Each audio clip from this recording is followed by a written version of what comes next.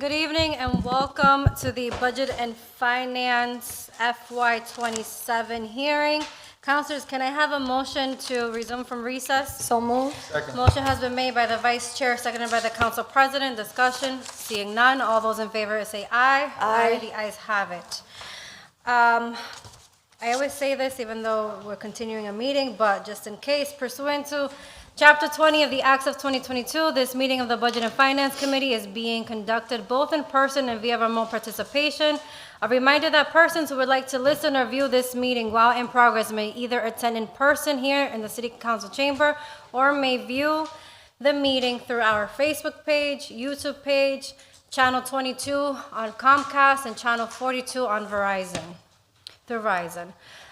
Councilors, tonight we will be hearing from Lawrence Public Schools and Greater Lawrence Technical School. I did receive some communication, and I'm sure you have as well, that I would like to read into the record. First, I will start with a parent that reached out stating that as a summary, this parent is advocating for transportation for Abbott for the South Lawrence kids. They are concerned about budget issues affecting the school again. The parents and the PTO spoke of this concern to Mr. Caraballo early in the school year, specifically stating that transportation needed to be sorted out before more students were added. And the text message ends that it's becoming a bit tiresome having to advocate and fight for the same things year after year. Another email received on June 7th, 2026 from a constituent in District F, Luis Robles. Dear City leadership, I am writing as a deeply concerned Lawrence resident and parent to urge the fully funded restoration of the Lawrence Public Schools proposed FY 2027 transportation budget. Last year, families narrowly averted a disrupted transit crisis at Abbott Lawrence Academy. Parents and students should not have to endure that same stress and uncertainty again. Have we learned nothing from last year's failures? Or are we intentionally manufacturing a crisis so politicians can swoop in at the last minute as saviors? I understand our fiscal landscape is tight and our current reliance on private bus contractors is financially unsustainable and unfair to taxpayers. The evidence is clear. The Massachusetts Office of the Inspector General has explicitly reported that a total lack of vendor competition and rich pricing structures are draining school district budgets across the Commonwealth. Private bus companies have leveraged the driver shortage to corner a near monopoly, forcing our schools into exorbitant contracts, especially for legally mandated special education and homeless student transit. However, these systematic failures between city government, state legislators, and private vendors have been known for years. A lack of political will to find a practical solution should not be used to punish our students and jeopardize their daily routines. Therefore, I strongly urge the City Council to lobby the Mayor's office, and I urge the Mayor to update the budget to fully fund school transportation. The stability and safety of Lawrence's children are non-negotiable. We must stop asking our families to bear the burden of systematic political and corporate failures. The last email I have was sent to the City Council on May 25th, 2026, and this is from School Committee member Jonathan Guzman. Subject: request for financial realignment to support Lawrence students in compliance with state education requirements. Dear Mayor, Council President, and honorable members of the City Council, I am writing to request your leadership and partnership in addressing several urgent financial matters that directly affect Lawrence Public Schools, our students, and our families. These issues require coordinated action between the City of Lawrence, LPS, and Greater Lawrence Technical School to ensure that our educational funding structures are equitable, efficient, and aligned with state law.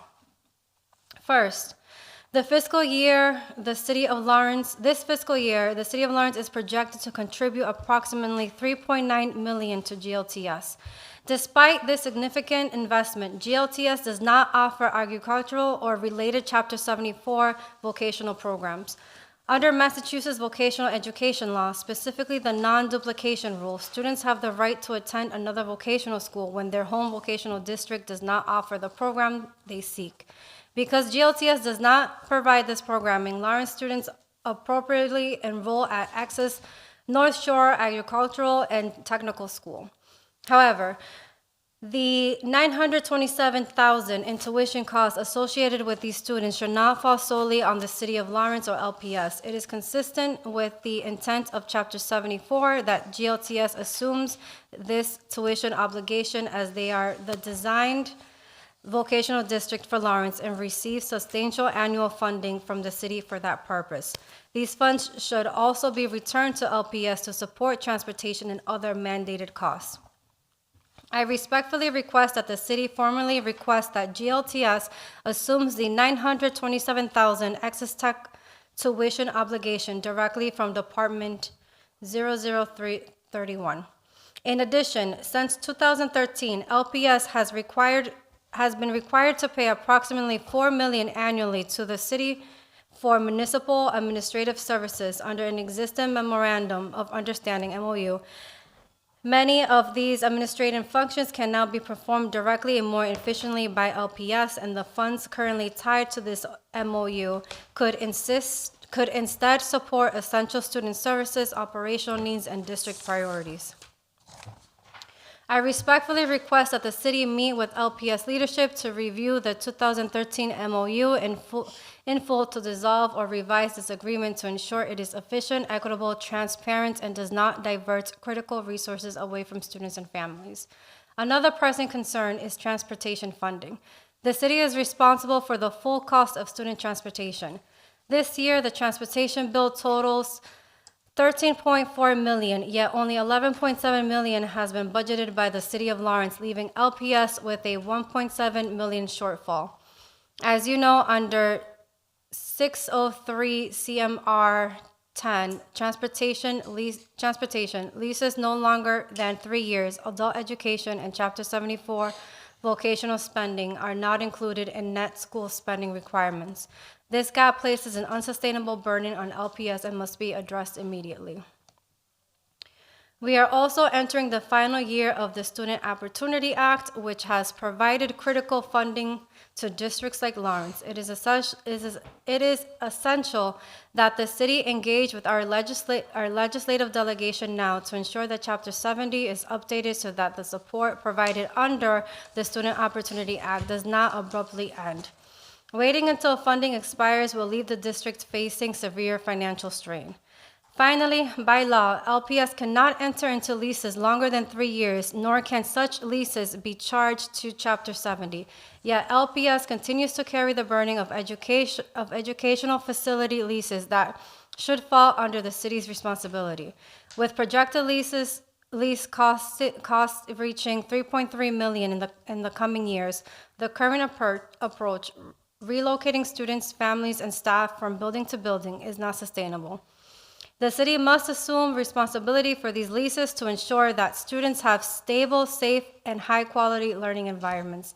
These issues are interconnected and urgent. Addressing them will require collaboration, transparency, and a shared commitment to students and the students and families of Lawrence. I respectfully ask that the City of Lawrence work closely with LPS to develop solutions that are fiscally responsible, equitable, and aligned with state law.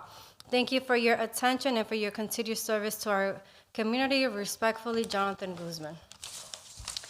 For those that know, I don't do it as much for budget because we don't receive much, but other committees that I chair, I do receive emails, and I do read those emails into the record, whether good or bad. Also, if they need to be respectful, but I do that at the committee level and also at the full council level. I also should have, started with welcoming the elected and appointed officials we have here. I see school committee member Mike Armano here from LPS. I also see the vice chair of the GLTS School Committee. Where are you? Oh, welcome. William Mejia. Who else? Who else is here? I think you two might be the only. Mejia and Armando might be. All right, so two school committee members, and then we have the superintendent of GLTS, the CFO of LPS, and we have the head principal of LHS here, and is the superintendent from LPS here? He should be here shortly. He has a commitment with the community, so he'll be here. Okay, great. All right, so we're gonna get started. We do have LPS first on the agenda. So Jason or Mr. Cabrera, we are ready when you are. Do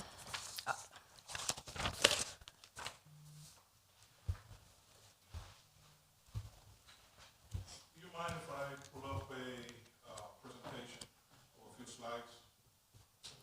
Can you get me here? No, they have it. Oh, they have it? Okay, yeah. Okay with that, huh? Oh, the mic.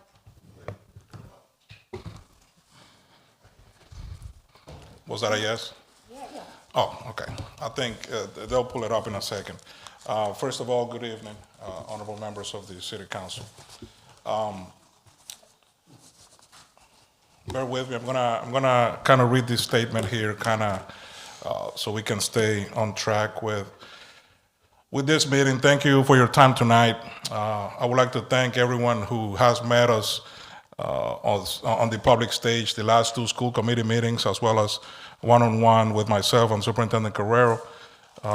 We had an opportunity to meet with elected officials, with appointed officials, with the state delegation, and their questions about the relation between our spending and student achievement helped us understand even better the needs and concerns of our school community. Some of the feedback we received last year was around transparency. This year we had participation in our public budget hearings, and we invited all of our elected officials to sit down with us and discuss the budget before presentation tonight. The Lawrence Public Schools budget is more than a financial document. It is a reflection of our values and our commitment to providing every student with a high-quality education. Each year, we carefully evaluate available funding and align spending with the programs and services that have the greatest impact on students.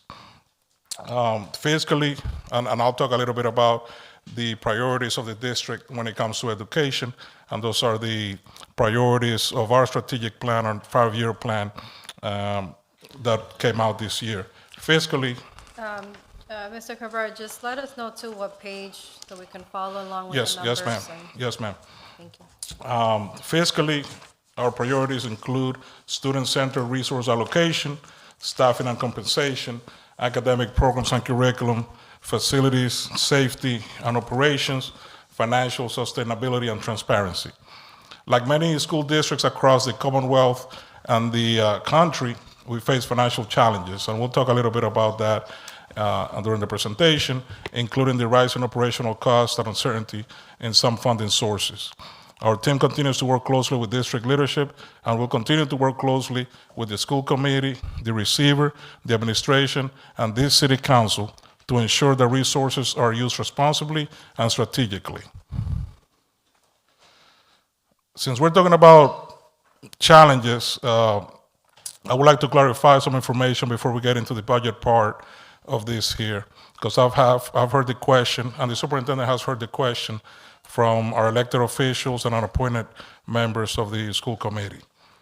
I've been asked multiple times about a large number of staff being, and I'll do air quotes on this, laid off, and staff receiving letters telling them that they do not have a job for next year. That is not the case. The vast majority of these letters are not layoff notices.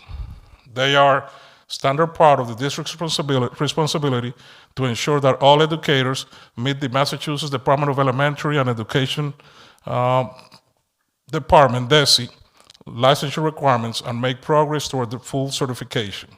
The letters ask educators to provide updates on where they are in the certification process, whether they have recently taken or are preparing to take the test, if they're completing any certification process, whether they have recently, whether they're earning their advanced degrees or pursuing other licensure requirements.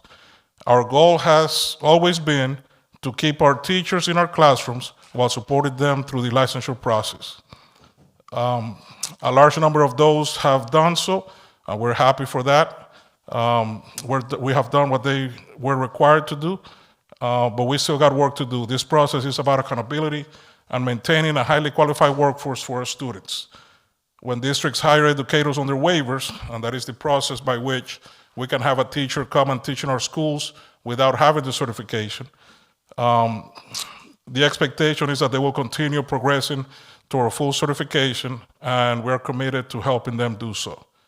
Today, you'll hear about student enrollment decline and how it affects our funding. Based on the students lost, our state funding declined by 20 classrooms and almost $8 million.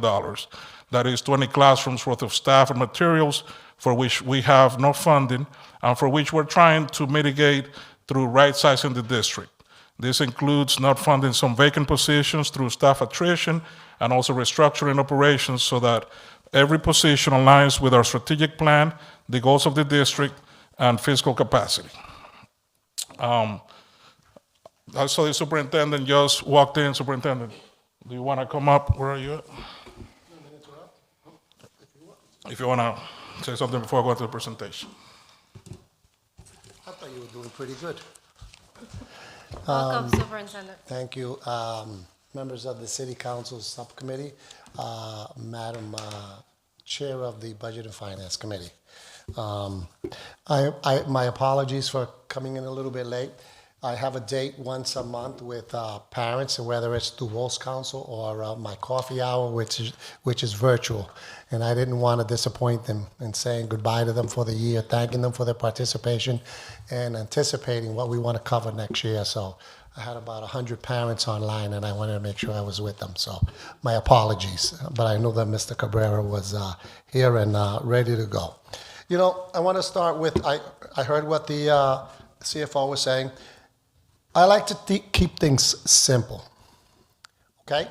And last year, we engaged in a full process of engaging all of our stakeholders that support public schools, but more importantly, our parents and those that provide support services for our kids. You know what? We came up with one thing because we were struggling and fighting about what our mission is. And I want to give it to you very simple because it will flow through what we do with the budget book that we have. We're committed to empowering every student, and I'm going to emphasize that, every student to excel. And we're driven by that mission because we believe that every student is full of purpose, power, and promise. When we get our mindset wrapped around that, we can guarantee that success will happen for every student that we have. Success is measured in many different ways, but the important thing is that parents feel satisfied, that their children are learning, that they have opportunities, and there's definitely an opportunity for when they graduate from Lawrence Public Schools. It is no coincidence that we now are starting to see the type of graduation classes that we witnessed this past Friday. We broke the city's historic record of graduation. Last year, we broke that record, and this year we increased it, and we will continue to do so. That doesn't happen because all of a sudden we have all of these kids. We've had all of these kids in the past before, but it also reflected our dropout rate and some of the problems that we were having with kids. We no longer have those types of problems with kids because the strategy that we've implemented is to keep them busy, keep them interested with all of the things that all of you, because I know that you have visited our schools, in particularly our high school, that you can see, and I thank you, Ms. Infante, because I see that passion in your eyes when you're sitting there with the student council and having these conversations. In order for us to make sure that we have all those quality enrichment programs, we got to dedicate services to them. And we had a pretty good run for the last few years. But we face now the elimination of the Student Opportunity Act, which Lawrence Public Schools receives the most of any community to the tune of $57 million. That goes away after the next fiscal year. And we say, what are we going to do with everything that we've put in place? Okay, so some of the things that we have engaged in over the last couple of years, and in particular this year, as Mr. Cabrera said, is right-sizing the school district to make sure that we have certified teachers in every classroom, paraprofessionals that are certified, and that we have staff to support teachers and programs around the district. So that's what we mean by making sure that we allocate or reallocate or shift funding to make sure that we don't miss that stride as to what's going on within the school district. Mr. Cabrera will go over with you on the budget book every question that you might have. He mentioned to you what that elephant in the room would be about putting right up front questions that you might have. There's a couple of other questions that we have to discuss, and I know that you're aware of it. But I want you to know that when I came to you last year, I felt a little bit embarrassed because of the budget book that we presented, that we received from prior years. That's totally different. That tells the story of what's going on in our public schools. It highlights the work that our teachers and staff are doing with our kids. It lets you know what their challenges are. It puts right up front the money that we're investing in our schools, and it tells you how we're prioritizing them. I look forward to hearing from you. If the CFO can't answer a question, I am here to answer that question, and if we need deeper conversation regarding a question, my head administrative staff is also sitting in the back and will be able to answer those questions for you. I hope that by the end of this discussion we have, you will continue to support us. You'll help us address maybe some of the shortfalls, and hopefully we can turn the page so at the end of this month, we can put forth a budget to this community that they're going to be supportive of and say, yes, we can make this happen. Thank you. Thank you, Superintendent Guerrero.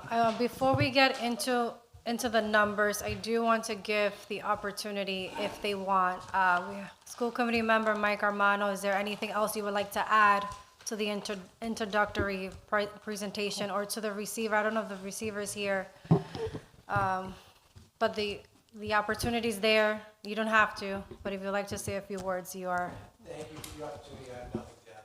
Okay, thank you.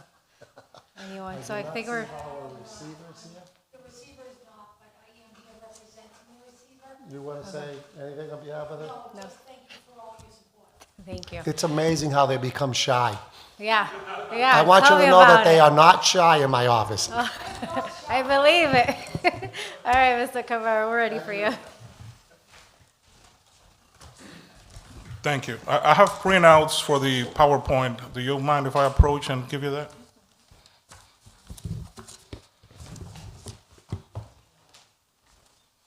Also, we have Council Vice President Anna Levy online listening in to this, to these, for these hearings.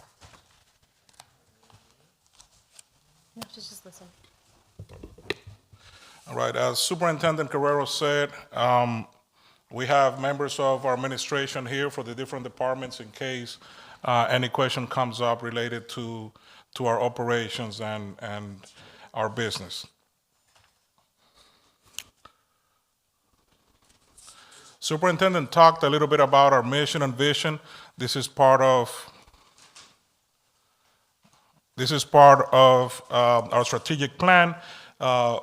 In building this budget, the mentality or the thought behind it was that our dollars align with our strategies, which also align with our mission and our vision. He read to you what our vision is, and it's up there on the screen. Just to educate the public a little bit about the process of how we come up with the budget. Let me see. Okay, real quick, I want to clarify, just, to me, it's common sense, but just in case, the 4 members of this committee are present. Any counselors that are listening in on Zoom are not part of this committee and will not be engaging. They're just educating themselves on the hearings, so Please continue. Yes, thank you. All right. So this is the development process of the budget. Sometime in September, October, we get numbers from our enrollment numbers. And I'll talk a little bit about enrollment in a second. But October 1st is the date that the state uses to provide funding for the next fiscal year. So in October 1st, we get our official numbers. We certify them by the end of October. November, December, we start meeting with the administrators, the departments, to talk about what the plan is for the next year. In January, sometime at the end of January, we get the governor's proposed budget, and we have an idea of how much money we will or will not have for the following year. In March, we start drafting the budget. We present it to the superintendent, the receiver. In May, like this year, we had our public hearing with the school committee, which turned out to be a very successful one. And June and July, this is where we're at now in June. We presented it here in front of you and hopefully pass this budget to be effective July 1st. School funding, like I said, school districts are funded based on October 1st enrollment of the prior year. So for fiscal year 27, this includes 12,955 students. Additional funds are also allocated for higher needs students. That includes English language learners, students below the poverty threshold, and those requiring special education. So we get additional funding for those on top of what the foundation is. Lawrence Public Schools funding sources include, and this is actually for the whole city of Lawrence, $232.2 million in Chapter 78, 17.1 in city contributions, 21.6 in state and federal grants, and then 13 million in school lunch reimbursements. This is enrollment trends. This is a very conservative projection of our enrollment. To give you an idea, we lost 358 students between last school year, and this school year. So the number that we had on October 1st of 2024 was 350 more students than we had on October 1st of 2025. So for this, in this enrollment projection, this has us down to negative 83 students for next year. To give an idea, 358 students is about between $7.5 and $8 million. So you can do the math, and a third of that, we're talking upwards of $2 million.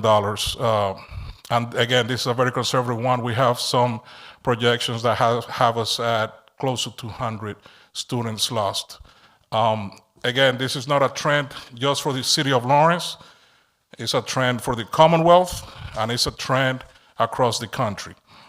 Last year, the Commonwealth lost about almost 15,000 residents, and this is in part of it, and there may be other factors that come into effect here, but just the movement of people is one thing that is affecting across the Commonwealth. Can you repeat the number, please, Mr. Cabrera? 300? 84,000 residents. I don't know if I say 14,000, but 84,000. How many students again did we lose? 358. So 358 students from this last fiscal year to this fiscal year. And of course, we don't have the numbers for October 1st, but we would expect that for this year we'll be down students. And you can see that for year 27, 28, 29, the trend is kind of the same as far as projections go and losing students. School funding formula breakdown. This is, we start with $332 million that the state, the Commonwealth of Massachusetts allocates for the city of Lawrence. This is for all the students in the city of Lawrence. Then we add the minimum local contribution, which the city this year's contribution minimum is $17.1 million. That gives us 349. Then we take some costs that are net school spending eligible, and that is, from there we take charter tuition, school choice assessment, non-resident vocational tuition, and then municipal administrative related costs. Those are things that count towards our net school spending, which is the amount that we're required to spend as a city on the education of our students. Then we add up some of the things that are in the cherry sheet. For example, the charter tuition reimbursement is counted as revenue, and then we have 3 items there that are the responsibility of the city and do not count towards net school spending. There are 2 numbers that are going to be different. If you look at number 12, transportation has us at $13,448,000. In the city's proposed budget, that number is $11,762,000. Then on line 14, the city's proposed budget has us at $543,245. This proposed budget here, is $1.6 million. We're asking for an appropriation of $319,259,018. And again, those things, transportation and leases, those are the contractual agreements that we have now with our landlords and with the vendor for transportation. Like I said, 603 CMR 10.00, I believe you have it. It's in the budget book as, I believe it's on as an appendix, but it starts on page 164.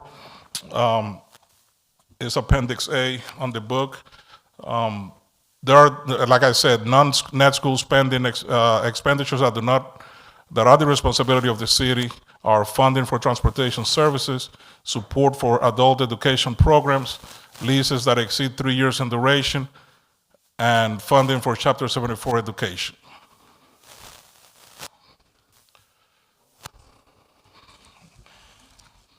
Yes, sir, 164, Appendix A.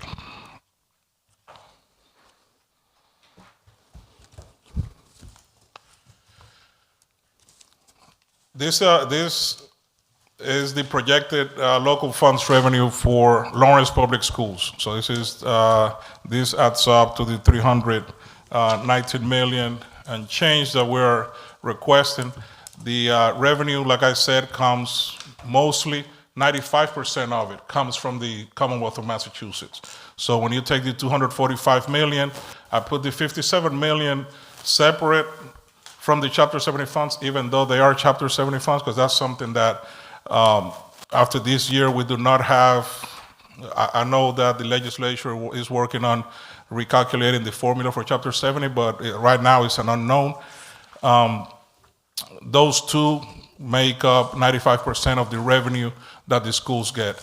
The 17.1 goes into the formula by the minimum contribution from the city. These are our expenses. They equal the same amount of revenue. In compensation and benefits, our compensation and benefits are close to 80%, about 80% of our expenses. That is salaries for teachers, paras, staff, administrators, and the benefits that go with it.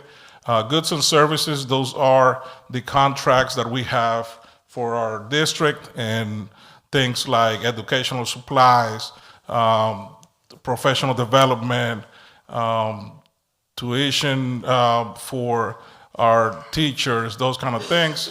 Then we have operations, that's the money that is spent, almost 21 million to keep the lights on. And then other charges, it's 14.5 million that go towards the pension of our retirees. So every year, beginning of the year, that money is put aside, and that is the amount for this coming year. Some of the fiscal 27 fiscal challenges, fiscal year 27 fiscal challenges. Like I said earlier, our enrollment declined by 2.7%, 358 students. That's a loss of about $7.5 million. We went into this budget season with a negative variance, and that is, increased salaries, increased operations, and the contracts for goods and services. Those are some of the things that we're trying to mitigate as we develop the budget and go into next year. Like I said earlier, leases, we have 1.6 million contractual obligation for fiscal year 27. Our salaries, 10.8 million increase, and we have one major pending collective bargaining unit. I believe it's the paraprofessionals. Of that 10.8, 6 and some change is for the contract with the teachers for this year, which is bargaining unit that has about 1,450 members, 1,450 members.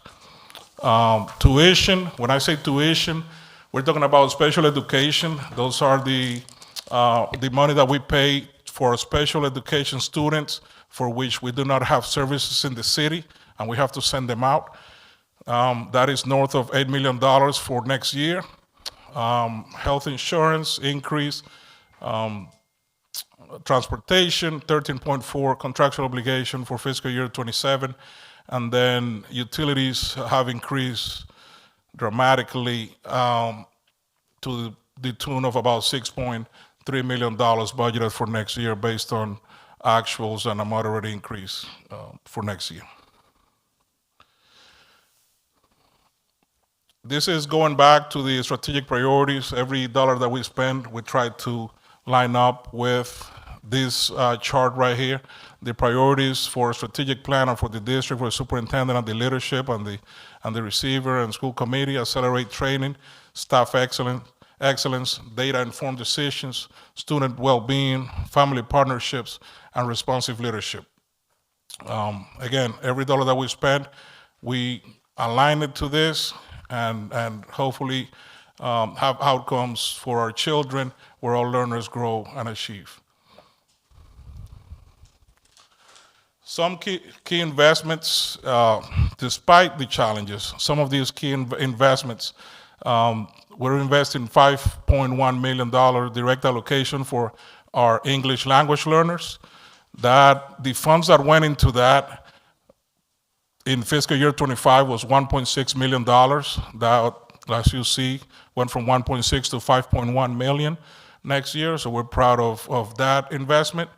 Also in special education, special learning services, from 29.7 million in fiscal year 25 to 38.3 coming for this coming year. Then we kind of, in being fiscally responsible, the operational budget for central oversight and integrity across all priorities, we are making sure that accounts are used for what they're supposed to be used for, and that the expenses go towards expenses that meet the requirement for that account. This is what I have as far as the presentation. I have we can go over the budget book and answer whatever questions you may have. Some of the notable variances on the book, so there are some top four negative variances. Superintendent's office on the book has a negative variance of negative 3.654 million.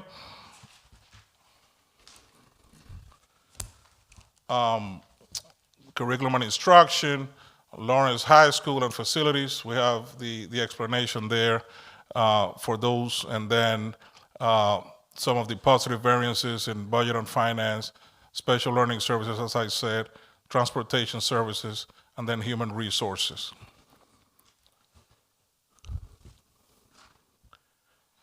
With that, I would like to open it up for any questions or comments for tonight. Thank you, Mr. Cabrera. Councilors.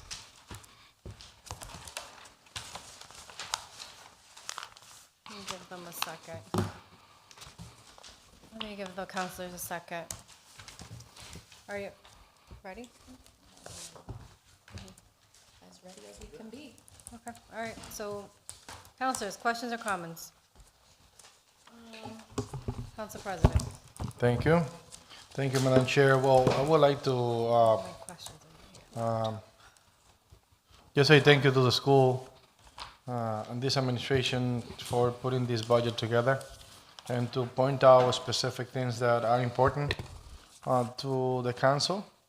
I think it's a good practice to actually be transparent about what are the variances that we should be looking into.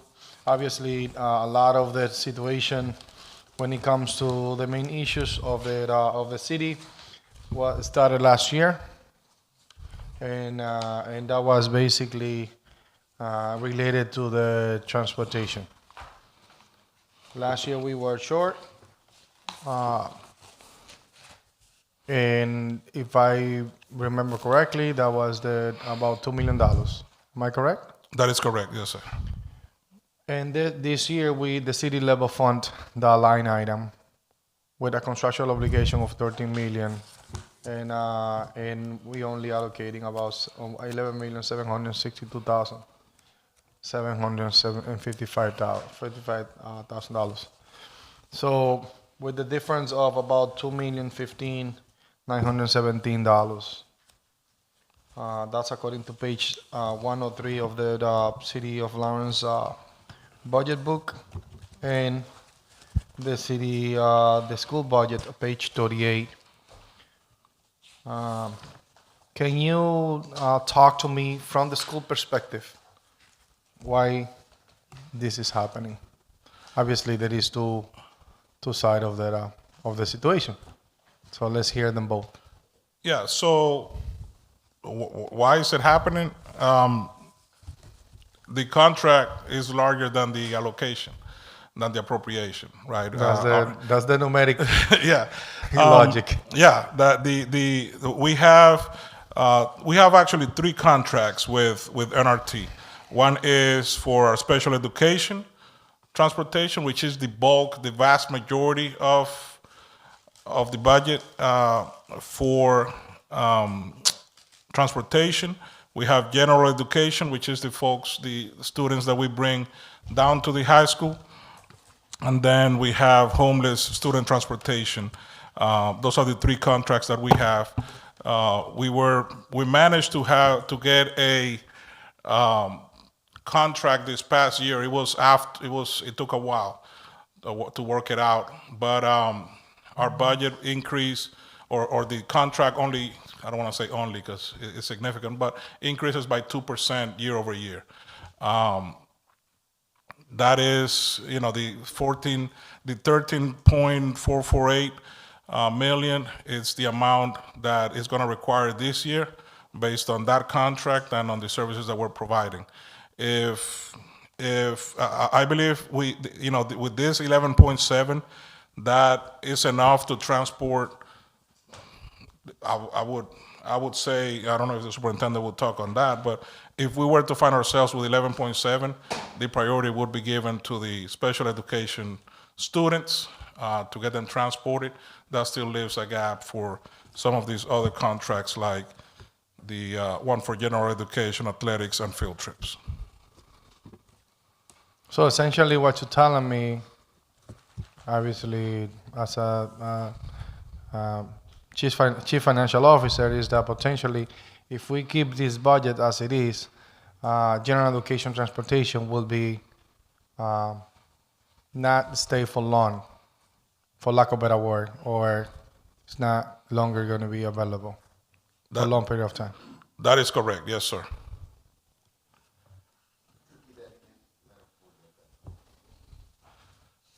So essentially, what you just said is that if we keep this number of $11.7 million, the main priority is going to be special ed education. Yes, sir. And the other two contracts that we have, which is for general education and for other activities, perhaps sport, they're not going to be the priority of the schools.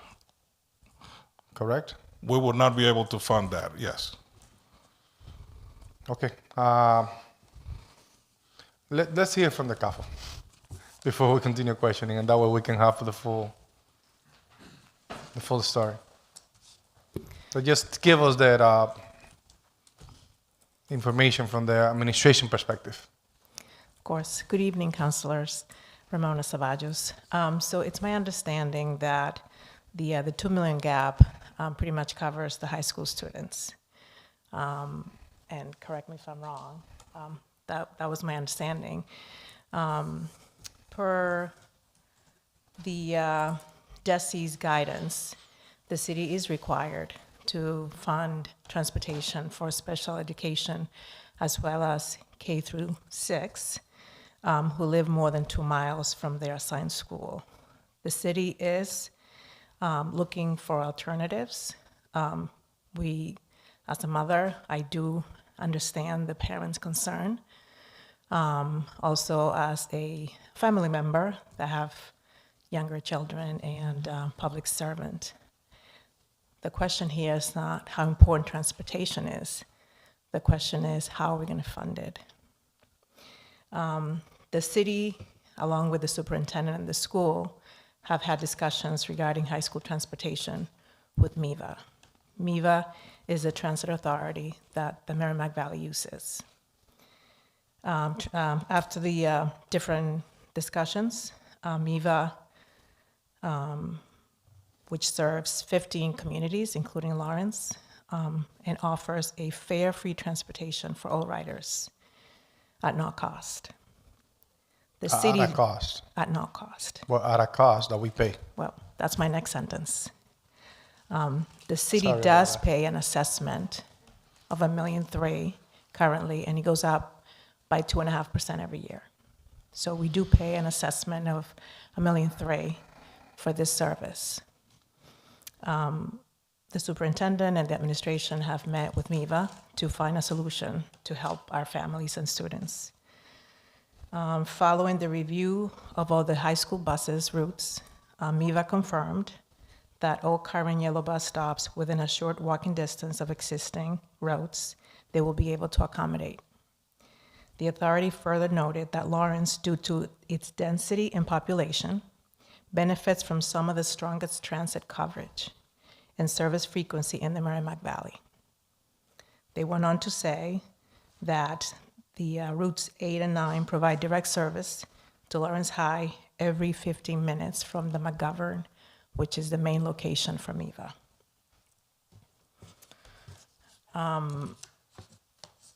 Again, the city is willing to work with the school. The administration is hoping to come with an agreement to help the students. Again, we're not just saying, figure it out. We are trying to get solutions for our students so that they will be able to get the transportation that they need. It's different from the yellow bus transportation. We are working with MEVA, and it will be accommodating all the routes. So that's where we are right now. All right. Chair, through you. Council President? So currently, we have a budget in front of us that promise the city of Lawrence the best quality of service that we can accommodate. But in the current budget, to be able to provide the basics of what we provide in the past, which is the most important part for our high school, which is transportation, we're not going to be able to fund it if we proceed with the current budget and this line item of $11.7 million, correct? That's correct. So after calculating, looking at it, and revising all these numbers, this is not a balanced budget related to the services that we were providing to the Lawrence resident. It's a balanced budget based on the obligations that we're required to do per DESI and the Mass General laws. Yeah, that's correct. On the obligations, I got that point. But we have a basic service that we provide in the past. And I don't want to make it sound like I'm pushing on the administration, but it is. This is not a balanced budget based on the services that we provide last year. And last year, we have similar discussion. We were looking at different alternative because the discussion went around this line item specifically due to the fact that we were short for a specific amount that we didn't know. But based on the bill that we get of $2 million, or potentially, of last year budget, that means that we passed it last year a budget that didn't have enough funds to be able to pay for all the services. And now we are stuck with $2 million deficit. Right, but unlike last year, we are offering a solution to the parents and the students, and it's a solution that it's not requiring much from anybody. It's a little bit of a compromise. MIVA is offering the services. They are covering all the routes, and it's a free service, and it's every 15 minutes, and it's within walking distance from the different school stops that we currently have. Yes, I understand. But in the meantime, just you need to understand my point of view, my perspective. I do not have the solution on a contract in front of me that they're going to be able to provide that service. Until I have that, I cannot assume that that's going to happen. Because as of right now, we have a shortage of 2.15 that we have on the budget based on the services that we provide last year. So I don't want you to, feel like I'm attacking the budget, but the numbers doesn't add up. Oh, and I understand, and the administration is aware, and they are offering, they're willing to meet that gap of $2 million, but unfortunately, the only way to do that is tapping into the excess levy capacity. Perfect. Let me read the following. Hold on a second, please. Through you, Madam Chair. Let me read the following. Dear City Council members, we are entering to this year budget season. Brian Ed Peña respectfully urge you to urge the City of Lawrence City Council members to fully prepare themselves to understand the municipal budget process, including the terminologies, ongoing operation expenses, fixed budgetary commitments, and the long-term implications of the decision made during the budget deliberation.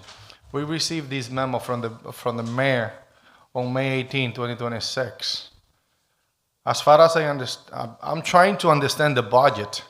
Mm-hmm. That's what I'm trying to do here. Not a problem. I can explain it to you. And the city's it's like going. I'm seeing a deficit. Yep. So please explain it again. Absolutely. So per law, the city can go up 2.5% of our previous levy. Levy is the amount that the city taxes We're doing to the that. community. So we're doing 2.5 plus 1.5 of new growth. The total is $3.9 million. So essentially, we are increasing the taxes all the way to the top, similar to last year. That's correct. Okay. So if there's any wishes to meet the gap within the school department, the administration is willing to submit a supplemental budget, tap it into the excess levy capacity. What is the excess levy capacity? Excess levy capacity is the amount of taxes that the municipality has not taxed in previous years. For example, we're doing 2.5 this year. If we do not do 2.5%, then that money stays in the levy. So basically, for the last 10 years, there's $13 million that the municipality has not taxed its residents. Okay, perfect. Let me ask you a question on that.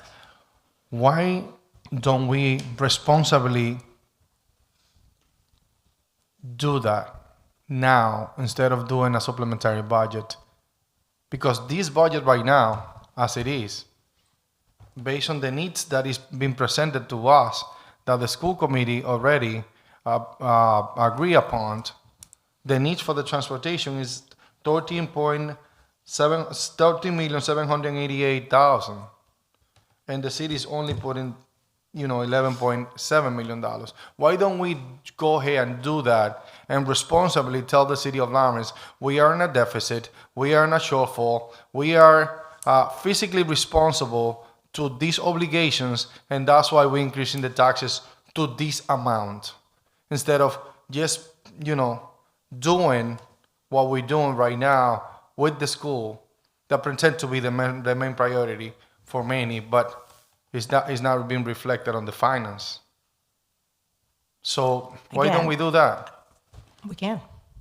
I think I that the can mayor take should this agree message upon back. that and sit down with us on these hearings and talk to us about this is what we are as the city's finance. Okay, I can relay the message. And trust me, it's not about you because you're the CAFO, you help out tremendously on this budget. But I feel like the administration is not quite there yet. But they told us to learn the budget and not putting those numbers together. Sure. Go ahead. Hi, good evening. Senior advisor. Good Spanish. evening. Good evening, Madam Chair, Infante, Council President, Councilor Marmol, and LaPlante. Good evening. Cancel the plan. Yeah, Don't forget the Councilor. counselor. Yeah. So in response to your question, Yes. you asked several questions, and I think this is a very good opportunity to explain a little bit. As you know, and as the CAFO explained, there's a deficit. There's a short and unexpected situation that happened that we were made aware. Since the federal, the current administration that we have on the federal level stated that they're going to make changes in education. They were not going to support, they were mostly in favor of charter schools than public schools. The president was good to his word. He said he was going to cut it, and they cut it. They cut the budget, the education budget. It's as if a family is, was depending on two incomes, and all of a sudden, like all of us are going through, there's a increase in our expenses, whether it's gas, whether it's groceries, there are expenses. What the federal government did, so for the public, maybe you know, but probably the public is not made aware because, you have families that work. They cut the budget. So all the municipalities, not only Lawrence, is dealing with this situation. So how do cities generate revenue? Cities generate revenue through property tax, mostly, through fees, and some of the administrative fees, whether it's police department, building permits, and also through special business districts. In our case, we have been doing well. There's a substantial growth in the community, but not enough to compensate for properties that are not being taxed. I've said this before. I think 4 years ago I started to say it on behalf of the mayor. We have $960 million of property tax that we're not collecting. Whether it's city-owned, government-owned buildings, state buildings, the two courts that we have 189 nonprofit churches. We have 369 nonprofit organizations. Some of them own their properties, some don't own the properties. If you look at that and do your calculation, that's approximately the same amount of money we are in deficit right now. Not deficit, that would not be able to help us not raise the taxes, and that's approximately $10 million. Okay. Okay. Let me tell you something, Mr. Advisor. We have obligations that we were able to cover in the previous years. That amount of nonprofit, that amount of churches, that amount of anything that you just mentioned right now has effects on the city of Lawrence for years. You saying that it's because of that, that's an insult to my intelligence. No, I think No. Give me 1 minute. I hear you out. We are in a shortfall. Let's admit it. Let's work on it. Let's do whatever we need to do and be physically responsible. Blaming others for the service that you're not providing or the administration is not providing, especially when it comes to education, is not the answer. It's not the answer. We have a shortfall of $2 million from last year when it comes to the transportation portion of it, because that was the only line item in the school services that reduced all of a sudden. It was not because we didn't have the actual. It was because we reduced it because those were the only city obligations when it comes to the school that is reflected on the budget. And to be able to balance last year's budget, we reduced it by $2 million. We have the bill there waiting now. Now we have another $2 million that we not being responsible and we are not doing the right thing. And if we keep on pointing fingers, like the letter that we received on May 18 from the mayor saying, councilors, you are not smart enough. Understand your terminologies and pass this budget. That's not the distraction that we're going to get into. What we need right now is $2,015,917 to be able to have transportation just like we have for the last 10 years, perhaps. I'm not going to say 5 years on this mayor or this administration. For the last 10 years, 15 years, 20 years. The reason why we have that high school there and the main commitment that we made to this community is that we were going to transport those kids to that high school. That building that cost us $114 million, I believe, maybe something around there. So we have that responsibility. Let's sit down and stop the blame and do what we need to do. We have the levy capacity that the city of Lawrence haven't been taxed. The council mentioned that responsibly. But you come up and give us another speech of we are full of nonprofit here, we are full of churches, and they don't pay taxes. We have had that for years, and we don't have that shortfall on the transportation of the most needed and the future that we call it. We call them the future of the city of Lawrence, the students. So let's sit down and talk about it, because in the meantime, this budget of fiscal year 2027, it is not balanced based on the services that we need to provide. Or if you have a contract with MEBA, present it to us and we can analyze it and see if it is feasible. In the meantime, those services are essential and we are not providing those. Thank you, Council President. Councilors, any other questions or comments? Councilor Marmol, I'm going to ask my Okay. questions at the end. I have quite a few, but since we're like already speaking on transportation, let me bring out my notes. Also, speaking of notes, I also have my LPS and GLTS notes and questions in my laptops. If you hear the clickety-clack, I apologize. It's just, I didn't write them out okay. this time around. I'll start off by saying thank you for this budget book. Quite a major improvement compared to last year's. Love the graphics. There's some.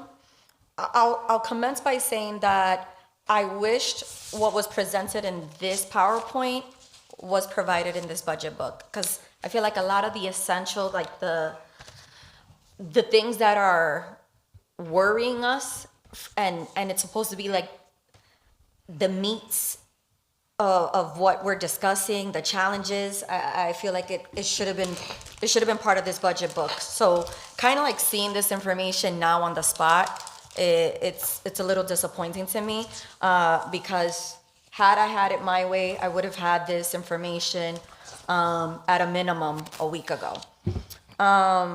When it comes to the transportation, I must say that I agree with our council president. I share his sentiments and the frustrations, because I do remember vividly last budget. And as much as I am vocal about cutting here and cutting there, I understand that the cuts that I was trying to make last year would not have even sufficed to address the needs. of what is required for the services for Lawrence Public Schools. Please correct me if I'm wrong at any point. Based on my understanding, the past year or two, I'm not sure for how long, Lawrence Public Schools has been able to provide the resources of transportation based on using ESSER funds? That is correct, yes. Okay. And again, correct me at any point, that shouldn't have been the case. It should have, you guys are tapping into a piggy bank, which should have been on the cities. It should have been the cities. The city should have been accountable for those funds. But you guys, so for how long were you guys tapping into ESSER funds to supply the transportation services? So we did 23, 24, 24, 25, 25, 26. Okay. It was, I got it written down somewhere, but it was about close to $7 million in those 3 years, yes. So technically, the city owes you $7 million on top of the deficit that we're having in order to provide those services now. Is the way I'm seeing it. I wouldn't say they owe us, but those funds were used to I would say cover- they owe if to it's cover that. required for the city to provide it, and then you guys are, again, tapping into a piggy bank that you could have used. You could have used those to make certain expenditures on certain programs. It could have gone towards salary. It could have gone towards operating costs. So again, Definitely, yes. So since 2023, I'm not sure who to direct this question to, but I'm assuming it's you, CAFO. And as much as I like you as a person, I have to ask these questions given the role that you have. Who should I blame, or who should be considered responsible, knowing that since 2023, you guys are tapping into your ESSER funds, knowing that you're going to be running out of these funds? Why are we trying to scramble, trying to analyze, trying to collaborate, work together? Like, why are we addressing these challenges now? Like, I'm trying to have an understanding as to what was the communication like between the school and the administration. Did you guys consistently advocated and just continuously were told the funds weren't there? Were we just comfortable using ESSER funds, thinking that those funds were never going to be running out anytime soon? Well, so a couple of things, and I cannot speak for 99% of the ESSER funds because they sunset at the time that we came in, that the superintendent came in. So by the time we came in, we had in ESSER funds $1.4 million left. That was it. Most of the ESSER funds that we received were put into things that the school system needed. We put a lot into the buildings, into our school buildings. ESSER, last year ESSER and transportation was not a thing. It wasn't. The funds were used because they were used to cover for shortfalls. I cannot speak of what happened in 23, 24, 24, 25 on those funds. So I don't know that I have an answer to your question. The transportation is transportation is the responsibility of the city. There is no way around that. That the ESSER funds were used, yes, ESSER funds were used. Okay. So I'm just going to take a mental note. My opinion, my perspective is that the city owes the Lawrence Public Schools $7 million on top of the deficit that we're seeing now, unless we're able to potentially address those needs, given the proposed initiatives that our council president was mentioning. But I also have concerns with that, despite the fact that we're talking about high school students, when it comes to this transportation shortfall, they're still kids. I'm not going to say what year I graduated, but I remember freshman year, you're like 13, 14 years old. Like, these are kids. And I just cannot fathom, especially considering this past winter season was horrible. I just can't, I don't want to see a child walk to school. And I know that potentially mentioning MIVA as a potential solution, but given the explanation that our council president made, until I'm able to see a contract, I cannot even begin to assess how I feel about it. Who's going to be responsible for the kids if there's ever an emergency? Does it fall on MIVA? Does it fall on, like, there's just so many factors that come into play, and I'm just wondering as to who would be responsible when it comes to, the students that are choosing to use these services. How will we address delays? I'm sure that sometimes, they run every 15 minutes. Sometimes they're not always on time. Would that affect students, if they're tardy? I don't know. There's just so many questions, and I'm not sure if you guys have the answer to that right now.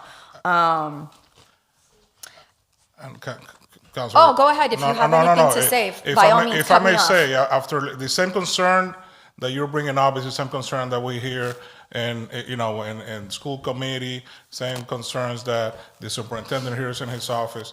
That is the same concerns that, when we talk to the state, it's the same thing. And that's why we're asking for an appropriation that covers that cost.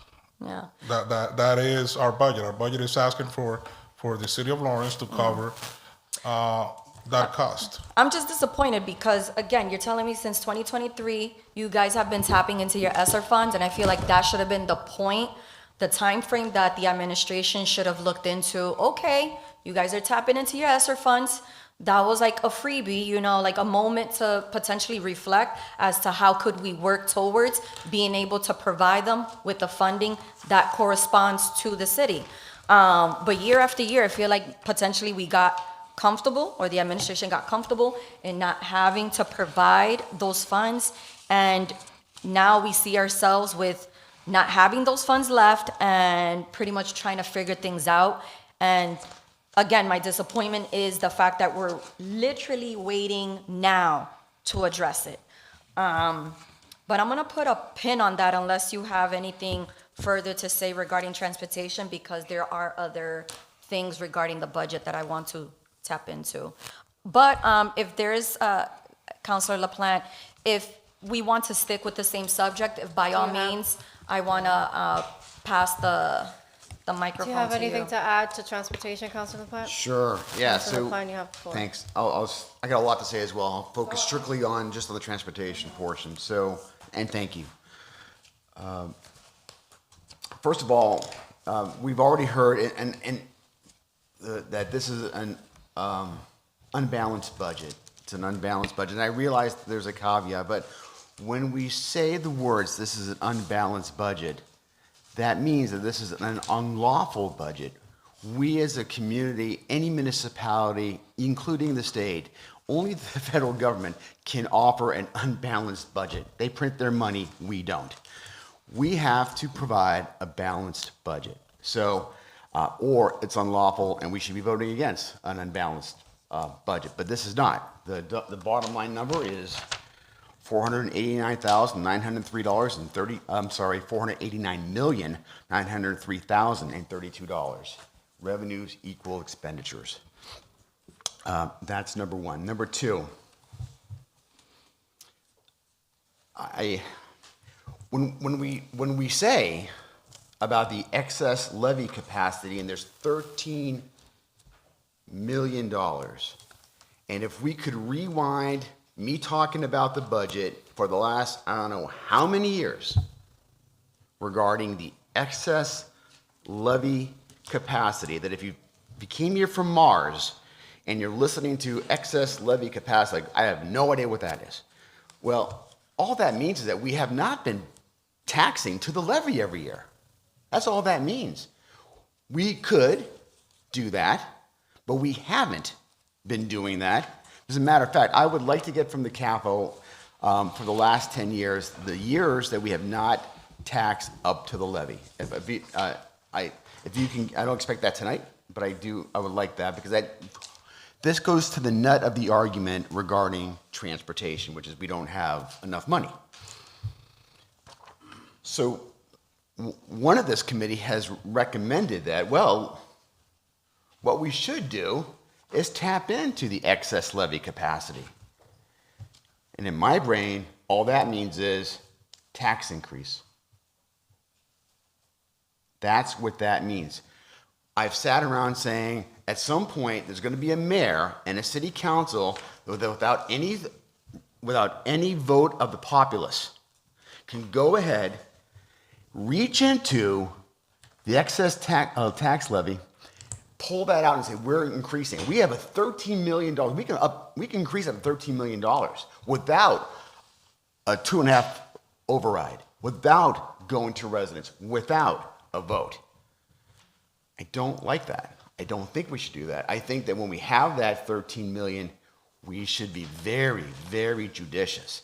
And while it's on my watch, when we have a solution, we may not like the solution. But we have a solution, and quite frankly, if we're being honest, it's a fairly unique solution. We're using a transportation structure that's already available to us, and we're now leveraging that. We've already paid for it, essentially. We're leveraging that to what? To provide transportation at no additional cost to the taxpayers. None. I think it's creative. That's the position that we're in. I don't see where we're going to be finding an additional, if we're going to go to that additional whatever it is, 1 point whatever million, then we're going to have to increase revenues by additional 1 point, and we're already at the tax levy, which means we're going to go over. And don't count on me. Don't count on me on supporting us going into the excess tax capacity. I am not going to be doing that.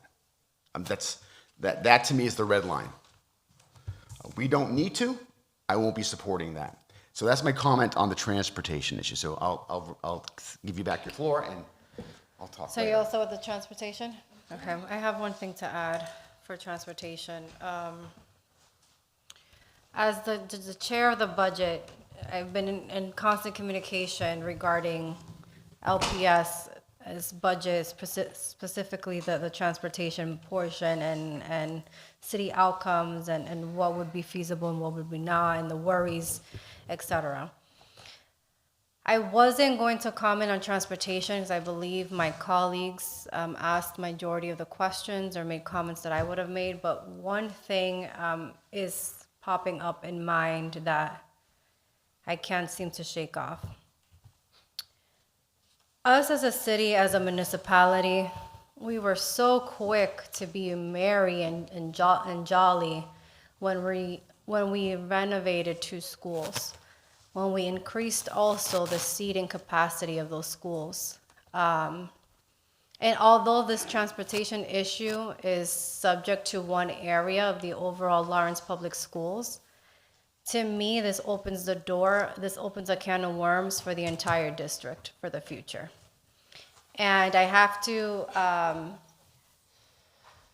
agree with my colleague, Councilor Marmol, something that I actually didn't think of until I heard you say it. I don't understand why we haven't thought of transportation in the last few years in our planning for the future. So that's my input on transportation. Everything else has been covered. I have one more thing on transportation. Council President. Thank you to you, Madam Chair. Thank you. I truly appreciate this opportunity because I know that we almost finished on transportation, but there is something that we're missing. Can you go, please, somebody from the school department? Can we open the budget book? Page, starting on page 49. I highlight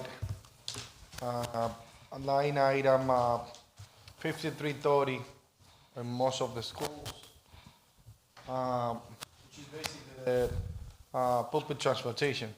Starting on there, I see that in fiscal year 2025, there was a $2,425 on pulpit transportation. And then 2026, it was nothing, and then it was nothing for this fiscal year. And so far, so on, that line item has been 5330 has been reduced or cut, except for a few schools. So tell me a little bit about that line item that is also transportation, but how does it differentiate from the main topic that we have here? Because if it is cut on different schools that have anything to do with anything that was now discussed, please explain to me. Yeah, so object 5330, that's people transportation at the school level. That's the object that we use for field trips. So that's a school plans a field trip for this year or 2 field trips, and they need transportation, and that's the object code that we use. If you, let me just give an example. If you go to page, for example, 107, for example, that's the SES, the School for Exceptional Studies. If you look at item 5330, you'll see that for fiscal year 27 projected, they have $7,000. So that school is planning on having 1, 2, 3, whatever many field trips, and they put it in their budget to account for that.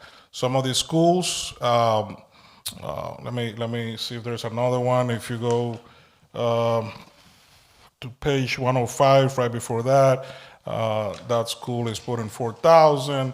So those are costs, 5330, that are at the discretion of the school if they're going to have a field trip, and they put the money aside for that at their level with the operational funds that we give them.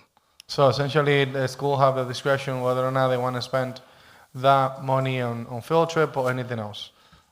Correct, and it's not related to The main budget. correct. It's not related to transportation. That's they pay for that as an ad hoc if they want to use Okay, it. so that have nothing to do with the city obligation.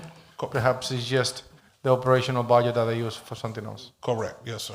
Okay. So let me ask you a question. Yes, sir.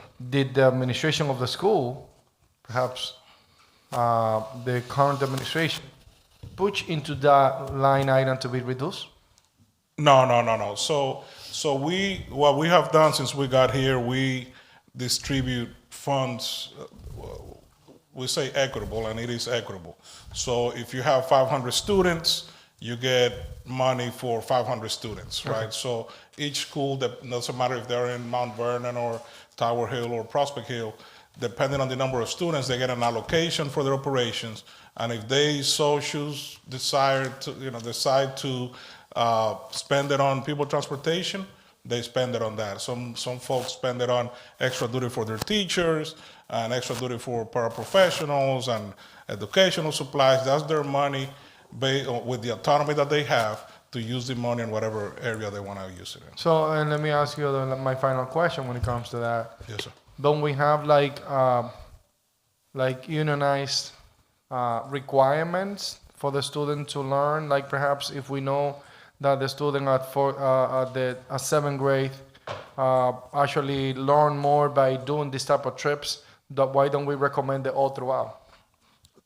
Remember, schools have autonomy to teach their kids how they want to teach. So one thing that we are doing, to stay true to our strategic plan and to stay fiscally responsible, is centralizing some of, I don't want to say centralizing, but kind of making some of the things be the same across all schools, like curriculum, for example, right? Instead of having 31 different curriculums, it's fiscally responsible and better outcome for the child to have that less of a choice.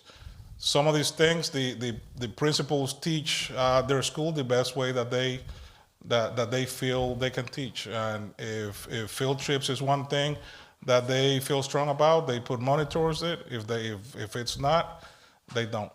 Yeah, I mean, I agree to some point. No. But I think that, somehow we need to kind of manage that every student in the city of Lawrence have a variety of opportunity, but the main course of learning should be, or the standards, in another word, should be the same. But anyway, thank you so much. Thank you, Madam Chair, for giving me this opportunity. Thank you, Councilor. I think that you gave me the opportunity that you took away from me last year.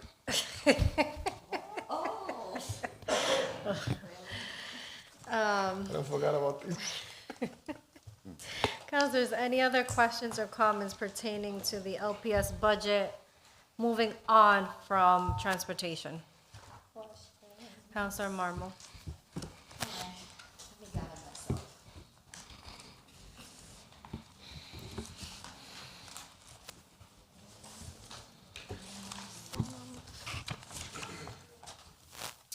So, I want to tap into, you mentioned in your speech the, what was the number of how many paraprofessionals that were, you said you didn't want to use the word layoff, right?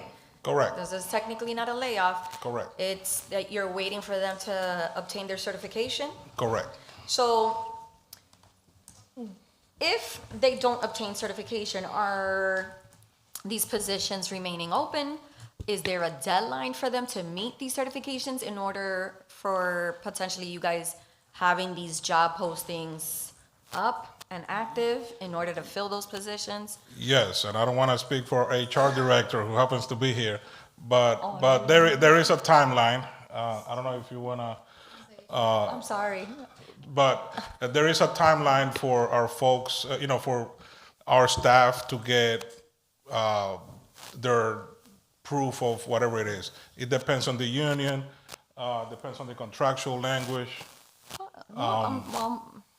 So there is a deadline then? Yes. And Okay. those, and you ask about positions. If you go to the LPS website right now, there are upwards of 175 postings right now for teachers. And I think I have about 60 more that I'm going through the approval process to approve. So we are hiring for those positions of people that have waivers, people that are uncertified or do not have a license. How soon are how soon is communication given to these? Because I'm assuming it's not just paraprofessionals, or is it just them that are required to obtain certification? Whoever is required, whichever employee is required to obtain certification, how soon within the school year before you're handing out the fact that, this would be their last day, are they provided communication from the school? So the HR department works with staff throughout the year, throughout the Okay. whole year, like. So they're aware So, from. so we had a number of 170 or 80 teachers, for example, at the beginning of the year, for which we advocated for them to get a waiver, to come work for our district. So those 180 teachers on day one, when they got the job, they already knew that they had a waiver. Part of the requirement of the waiver, as I said earlier, is that they show progress towards getting their license and their certification. So those folks knew on day one. And HR has been in communication with these folks throughout the year, making sure, and there is a large number of folks that have shown proof, and they, after they get the letter, they show proof and they come off the list. But that is something that is, required by DESI, and is a part of our contractual agreements on the date. Different unions have different time frames. Some of them may be June 30th, some of them may be June 15th. It depends. Has the school identified the challenges for them to obtain the certifications? Is it that it's difficult? Is it time? What was that? All right, Superintendent wants the HR director to come up and speak to that. Please state your first. Good evening to all. My name is Lisbeth Gonzalez, and I'm the Executive Director for Human Capital. Oh, pleasure meeting Nice to you. meet you. Likewise. Welcome. So I'm not sure if you wanted to answer the previous question or some of any the- yeah, information that you're able to Some of the provide. questions, so the district had engaged in a audit, district-wide audit, but not only for teachers, we've done administrators, we've done teachers, and we also done paraprofessionals. They do have different deadlines. For example, the paraprofessionals have until June 30th to submit the credential. If I may recall correctly, some of the questions were around notification. So the paraprofessionals notification went out last year in the summer, letting them know that based on the audit, we had identified that they did not meet the credentials, and we gave them all through this school year for them to obtain credentials along with supports, meaning the district provides prep programs for them. The district provides vouchers for them. The district provide open sections to help them actually register for the exam. You mentioned about challenges, so it is a very lengthy application. So the district opened up, a site to help them, just navigate that process based on the challenges. Okay, thank you. I appreciate kind of going in a little deeper, because I'm just trying to understand and making sure that we're doing our part in retaining the teachers that we have and not see them go to a different district. So I'm not sure if that's another reason, but okay. I just want to add a little more, right, when it comes to the teachers. When the teachers are hired right from the beginning, we give them a conditional offer letter based on having licensure or a DESI waiver. So they are informed right from the beginning of the year that the district apply and receive a waiver, that the waiver is only for 1 year. And it also states the ways of them to be, for DESI to approve another waiver. So in other words, DESI requires that the district post the position, does an extensive search in the hopes of finding a highly qualified candidate, meaning someone who's licensed.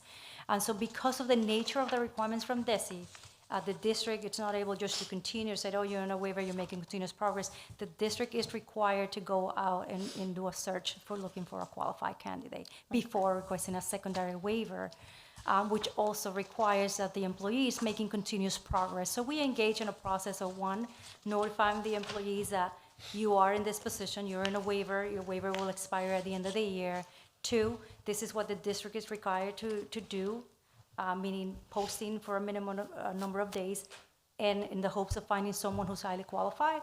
And three, to ensure and collecting documentation from the employees as to what continuous progress they've made, whether they attempted to take the MTELs, whether they are in a program on their own, whether they're in a program with the district. So collecting that information in preparation for if the time comes, if the district needs to request a second waiver for those teachers. Okay, so I'm assuming they have to the 30th of this month, and then those that provide it, great, and those that don't, then basically those positions will be actively open for the public to apply. That is correct. Okay.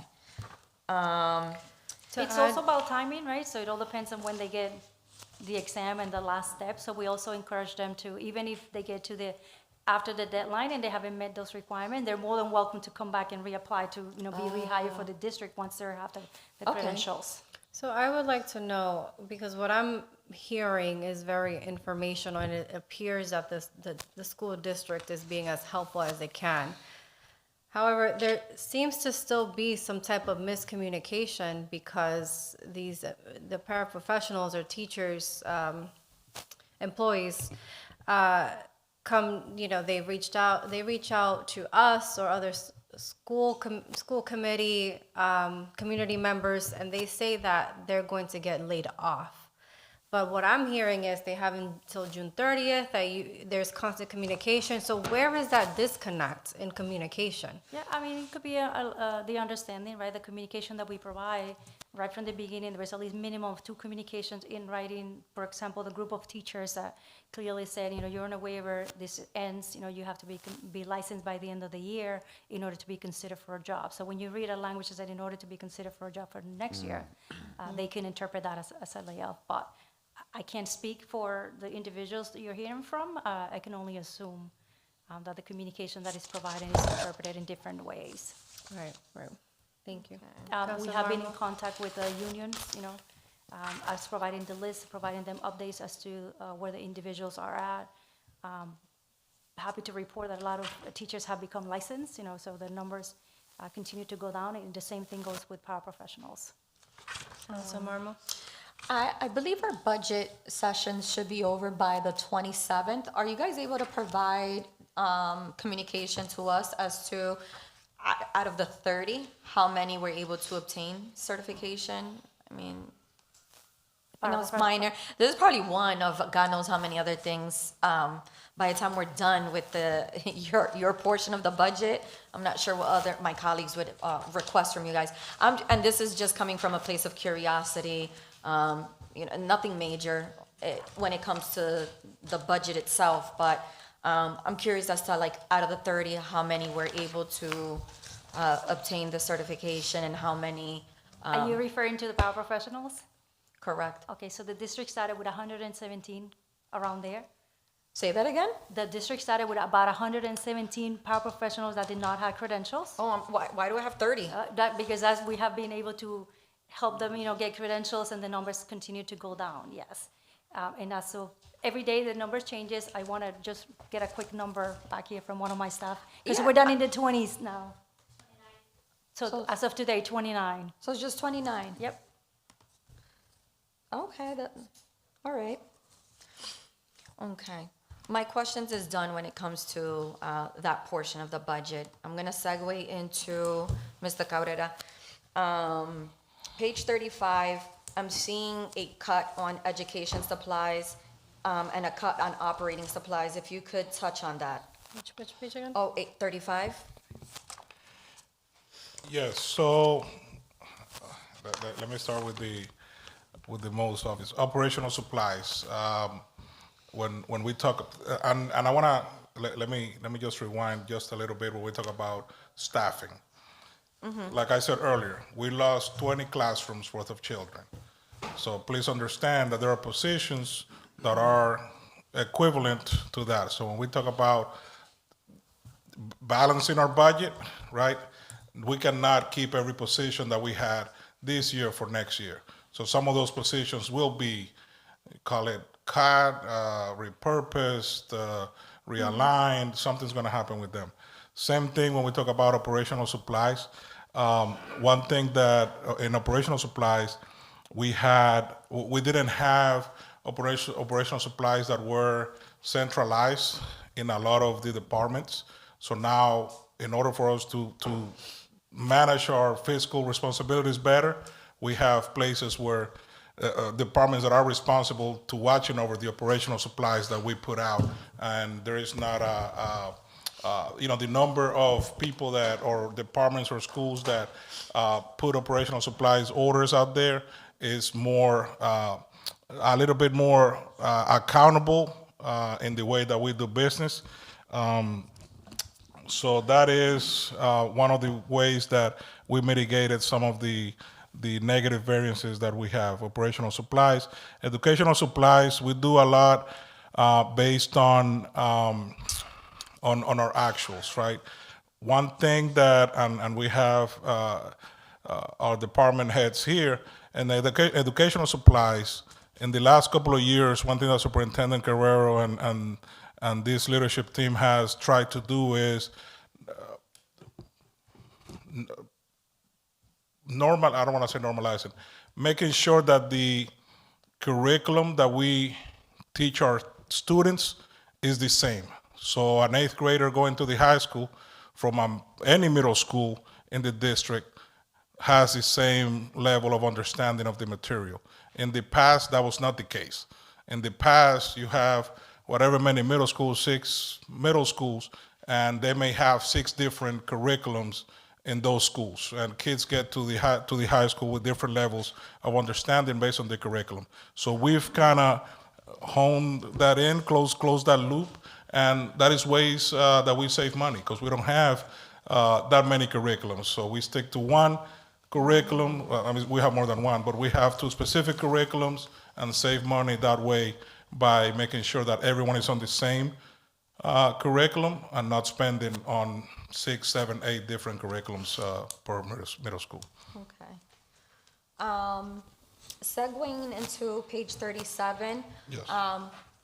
As I stated, I love this budget book, but when I'm looking at it, right now, I'm looking at the different line items regarding administrators, principals, teachers. I would love to know how many administrators we have, how many principals, how many teachers, how many custodians, because for all I know, it could be like 1 nurse or 2 nurses.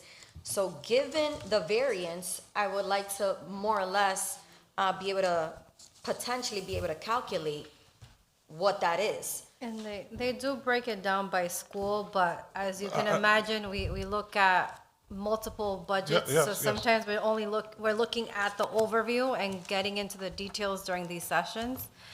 So yeah, that would be helpful for the future. And I have part of my team here, so I know they're taking notes, and when we, hopefully after our budget gets approved and we come up with a final, I'll make sure that is in there Yeah. for you.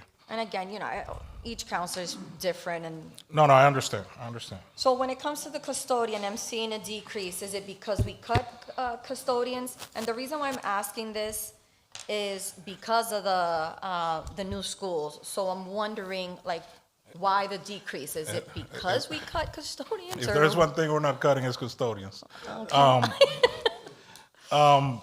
That is more in the actuals.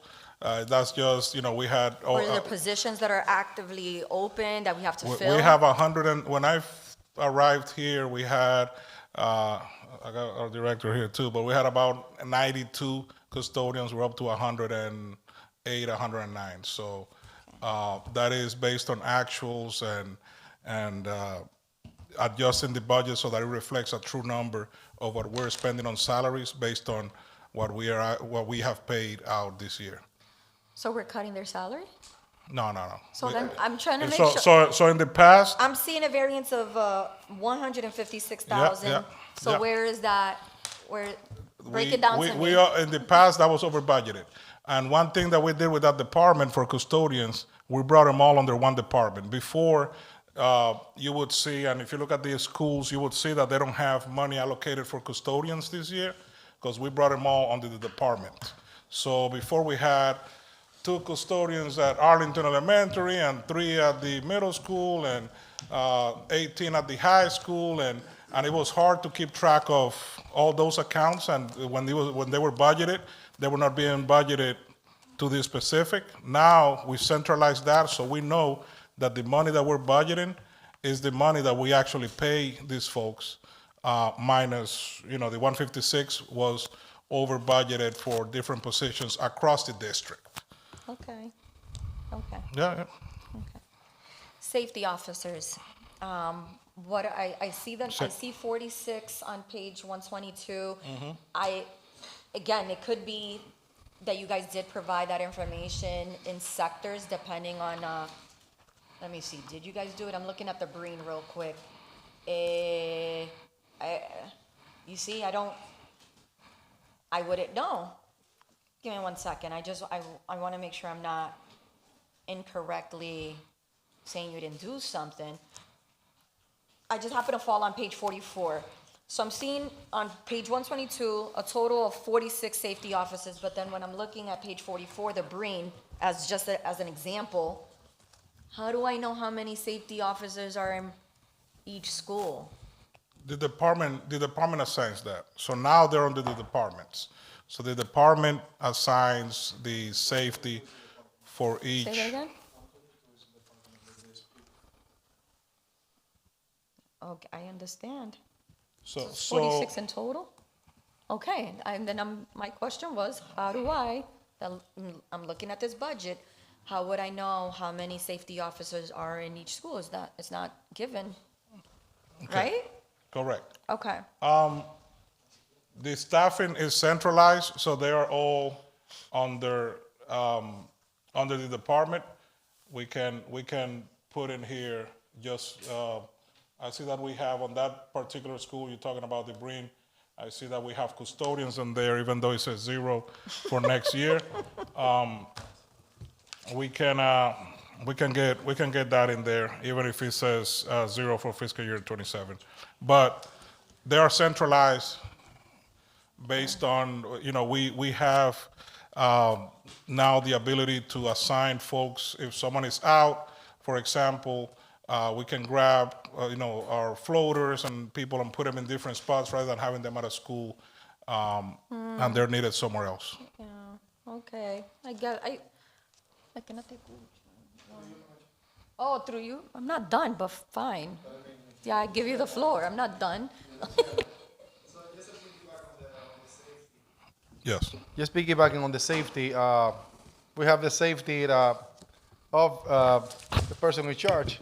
Come Oh, I on, let didn't me see ask him you back the there. question. Yeah, Let me ask you the question. Yeah, I didn't see him back there. So, yeah, he's out of uniform. Like you're struggling.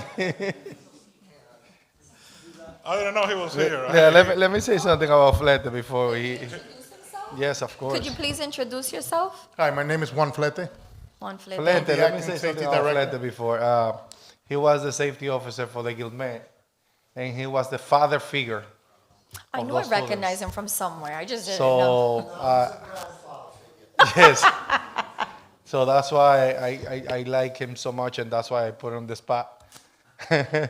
So tell us how you deal with the safety officer with about 47 people, how you Okay, manage so that. the smallest schools, like the Breen School, like the one you brought up, they have one safety assigned to their school. The LFA, the Breen, the Tar Box, they have one. The biggest schools have two. Okay. I would love to see that in the budget, even though I know they're floating, but I would love to see how many safety officers are in each school. Again, I'll state that I do understand the needs are gonna change and they vary from time to time, and I know that I don't want you guys to feel restricted by kind of putting a number there, and then you might be questioned, well, you said you put that you only have one. But it would be nice for us to be able to assess, especially with the newer schools. Some of these schools, we're adding more students. I can't see in this budget. So again, please direct me if I'm wrong. On page 122, I'm seeing fiscal year 2027, 46 safety officers. Did we increase from 2026? Like the numbers from 2026? It stay the same? I think you say the same. Yeah, it's the same. How is that even possible? How is that possible? To stay the We same? don't have the previous years on this. Oh, we don't have the, Remember, the safety. so we have an increase. That number, no. From We last have- fiscal year's from last budget, year. it was still 46 It's safe. still the same. The thing is that we're using alternative schools, and they were smaller. Now they're all together, so those safeties went with those schools. Yeah. So now you have more safety at one school because they're not separate now. They're in No, the but same it's more building. students in one school though. But now you have more safety in one school. So for example, the Oliver had Oliver Elementary, Oliver Middle. Each one was assigned two safeties. Okay. When they go to the new place, they have, enough to cover that building. Three, you mentioned. Which may not be four, it may be three. Okay. Sorry, And Council President, Yeah, and it's important to recognize that before, when they were in one school, they didn't look at the whole picture of what is happening in other school because they were just assigned to that school. Now, centralizing it, they might be able to deploy more officer based on the need of that specific school. If something happened, an event happened, perhaps they have more help. Like the Leahy we had two, we realized that we needed an extra person. Now we have three there because it's a bigger school, and it makes it easier for everyone. Yeah, but the most important part of the safety officer is that having the approach of having somebody that cares about the kids and looking at not only at this of the safety portion of the school, perhaps of the need of the student, be able to talk to them and be able to have them participate and interact with the safety officer is something that within your training have been reflected and have helped tremendously the students. So thank you for that. Thank you. But point noted, and it'll be there. yeah, that's minor. I'm talking about, I had mentioned school safety officers. On page 122, I'm seeing fiscal year 2027, but I didn't see 2026 numbers. Before I end on the school safety, do you feel that you haven't, is that fully staffed? Do you feel like that you need more safety officers? Yes. But because of trying to having a balanced budget, we No, are not that is. able to properly fund that? I feel comfortable, and Mr. Flete can nod yes or no, but I feel comfortable with the number of safeties that we have. We get on those positions, again, it's a high liability position, so as soon as we have a opening, we fill them. We're actually in the process of hiring two two school safety officers here within the next couple of weeks. So as soon as one of those becomes available, they get filled, to fulfill the need of the schools. Okay. I want to touch on the leases. Yes. My understanding is that we're required, and correct my vocabulary, 3 years is the limit for Lawrence Public Schools to cover, correct? Correct. So are you able to provide me a list, I'm not sure how big it is, as to how many leases do we currently have? So this budget here has, this number is for three leases. We have the Adult Learning Center, which is out there on Broadway on Gino Mills. With the Archdiocese, we have two leases. One is the Lawrence Family Public Academy. That's one of our babies' school, pre-K and kindergarten schools. And then we have St. Mary's right here down the street. Those are the three leases. Those are the three leases that we have. So Adult Learning Center, Lawrence Public Academy, and St. Mary's? Correct. Okay. And, Those are the three leases noted on this budget book, yes. okay, and the ones not noted? Are there any other leases not noted? Those are it. We have another lease that is being renegotiated or talked about, but those three are the ones that we're asking for here. Okay. And out of the three, are they still within the 3-year limit, or has any one of them expired? So the Adult Learning Center, again, is a responsibility of the city. We cannot use, Chapter 70 funds to fund that. So that one is one. The Lawrence Family Public Academy, that has been at that location for a while. 11 years, 9, 10, 14 years. So that one has been there for 14 years. Again, that one is property of the Archdiocese. And then St. Mary's, we've been there for longer than 3 years.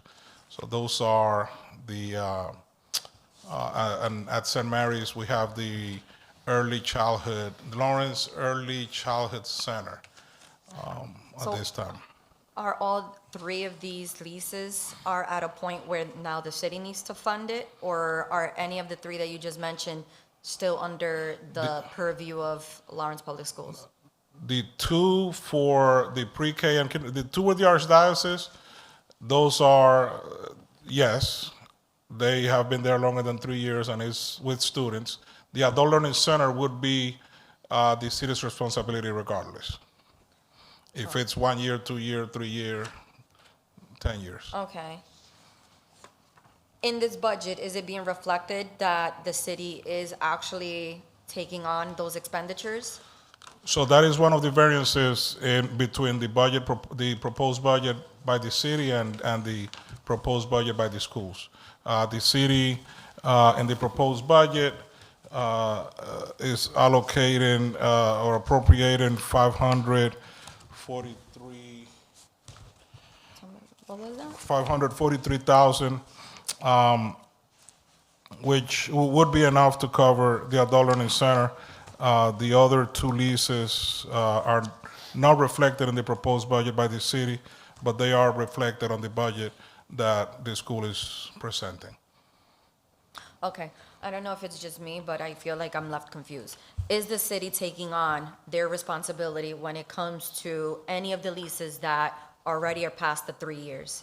Not in their proposed budget. Okay, name me again, besides the Adult Learning Center, which are the other leases that are not on the budget, but it should be falling on the city to cover? Lawrence Family Public Academy, Okay, so that's 2 leases. and then St. Mary's, the Early Childhood Center at St. Mary's. So there's 3 leases in total right now that Correct. should fall under the city's responsibility, yet Correct. you guys are covering for it. Well, we're not, this is for next year. This year, You guys are projected to cover for correct, it. yes, correct. Okay. Kafel, could you please Because to me now, it's not just transportation for the, Yeah, why- since why is that? 2023. It's also the leases that seem to be an issue. We still love you, Capo. We love you. Once this meeting is over, we'll be hopefully Best giving some BFFs hugs. again. So there has been a lot of communication back and forth between the different leases. We are currently talking and trying to negotiate a lease that ended and another one that we're working on. The city is fully aware and it will cover all the leases. Again, we do not have a final number. We are currently negotiating those leases to the best of everybody's ability. We do not have a number final number, and we will be funding whatever is needed for the leases. I understand, Counselor, it's frustrating. Unfortunately, we do not have I get it. the final number. As of what date on all three leases, I would like to know, I want to know the date that it should have fallen on the city. Because I want to know for how long the So city we has not been have- covering for this. No, we have a lease that's going to end 6/30 of 2026, and we're looking to negotiate it for the next fiscal year. So Yeah, but out of the three that they just mentioned, I want to know the dates of when it should have fallen on the city. 'Cause it will I'm- be FY27. all three of them? Yes. Oh, okay. Yes, no, it's not Oh, like. okay, it's not like So they- we since have last been year. covering, no, we have been covering a little bit of the leases, but now they're all going into the third year, and two of them we're currently negotiating. So we will have final numbers hopefully soon. And at that point, we will have to come before council and appropriate additional funds if we need to. Okay.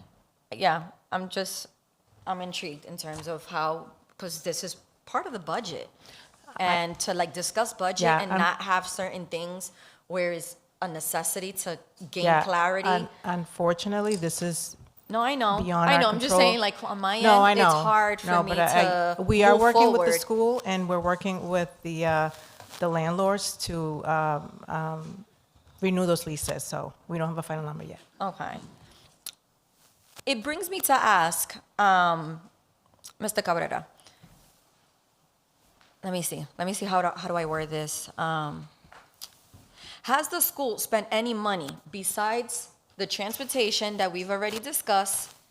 And let's just fingers crossed that we're not now tapping onto the leases. Is there any expenditures on LPS's end that you guys have been covering for that should have fallen on the city side? Whether it's, I don't know, snow removal, I don't know. I just want to make sure that I have an understanding. Have you guys paid for anything that should have been on the city's end? No. No? We cover, as far as facilities, we cover our facilities, maintenance, repairs. There are rules on how much we can spend on a repair. So anything over $150,000 would be an extraordinary cost. In the past, and I believe this was last year was the last year that we were able to use waivers for extraordinary maintenance. But those are costs that if something were to happen to one of these buildings and it's above $150,000, the city would have to cover that cost. Okay. That's, Good, what? Can you repeat that again? so the limit on spending for facilities is $150,000 per project. So if something broke in one of these schools, if something malfunctioned, the most that we could provide is provide to fix the issue is $150,000. Anything over $150,000, the city would be responsible for that cost. It is the City of Lawrence buildings, and they are the responsibility of the City of Lawrence. And if it's anything over $150,000, we would not be able to get a waiver to fix that. It would have to come in front of you for that to be appropriated. Okay. So nothing else, just transportation and, Transportation and leases. And that's it. That's where we're at. okay, I'm gonna remember that. Yep. So far, what I'm gonna end it for now, because sometimes we get other questions that derive from potential questions of other counselors that kind of like become an eye opener for us. Love the budget book. I love to see the positive things as well. I'm a big believer that we're talking about a lot of like negative stuff. Nobody likes to talk about budget. It's heavy, but I love to see also. I want to see the scholarships. I want to see what are the college acceptances. You know, let's start highlighting the positive. I think that's a big motivating factor of why we do what we do and how could we do better. How could we make those numbers increase? If I'm seeing sports, how could we continue to invest in those sports? If we have programs, how many do we have and how could we invest in those programs? You know, what are programs that you guys have been tapping into that you have yet to, you know, you haven't really, you know, haven't solidified yet, but they're like a projection or a near future of something that you guys are looking into, and how could us as counselors be able to contribute and be an asset to make sure that this gets approved on the city side of things. I love to see the artwork in the end of these. Well, Mr. Carrera, you know how I feel about artwork and the role that I play in terms of trying to introduce murals into the city of Lawrence. And I would, at a later point in time, love to find out if we're able to use some of these drawings, and I would love to know, because I see drawings here, it'll be nice to see the student's name, the grade, and what school. We're working on that as we speak. I would love to potentially see maybe council president, or maybe that's something with our mayor. I don't know if senior advisors here, if we could, it reminded me of when we visited DC, and they literally have a hall full of different artworks, and one of them was from a student from Lawrence. So it's pretty cool to see how, you know, we should be able to showcase the talent that we have here, because there's a lot of talent. And again, sometimes we focus on like the negativity, and people like to speak on that. And my role is to try to find the positive and how we could tap into the talent that we have within our schools, and focusing on that, and how could we make that grow.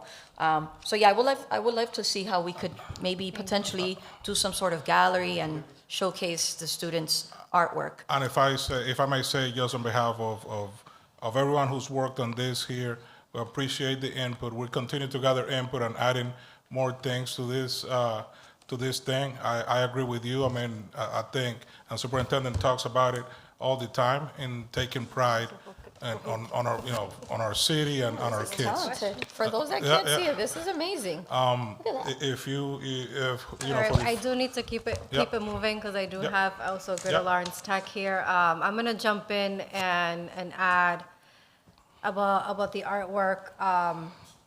Last time I visited Lawrence High School, I noticed the portraits that the students drew of themselves, and I was like blown away. One of the things that I love about going into Lawrence High is the student art displayed around the entire building. Like, you can feel the energy, you can feel it's a high school, and I absolutely love that. So kudos to you guys for that. I have a few questions. I'm gonna jump in because you heard from most of the counselors. I know we're going in sections, but you heard from most of the counselors, but not from me yet as much. I wanna jump into page 35, special education tuition increase. So I noticed that the entire line item is increasing by 5.9 million, but that majority of that increase is obviously the special learning, which we talked about a bit earlier.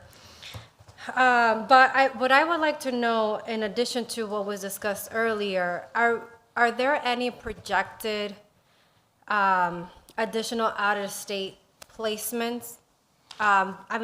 Out of district, not out of state, out of district placements that may not be fully included here, but because there's no concrete information just yet, it wasn't included, but you're keeping an eye on. Correct, and those students can be here tomorrow, like, you know, with a week left, 2 weeks left of school. We never know when they're coming. So one of the things that we did this year, we have what is called circuit breaker. That's money that the state allocates to the schools to take care of unexpected expenses related to out-of-district placements, because one child can cost, like I said, $250,000, $300,000 for the year. One thing that we're doing now is making room in our circuit breaker, and that's part of the increase. We need to look at the $5 million. Making room in that circuit breaker so that in the event that something like that happens, we can cover for those costs. The cost for out-of-district placement is going to be north of $12 million, close to $12 million. The money that we allocate here is supplemented by that circuit breaker that we get each year.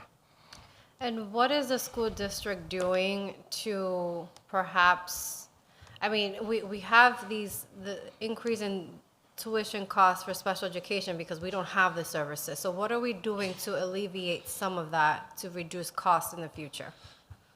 Those are very specialized. Do we have someone? We have Ms. Lynch, you want to speak? We have our director of special education with us. Good evening, Director. Good evening. My name is Brittany Lynch. I'm the Senior Special Education Director.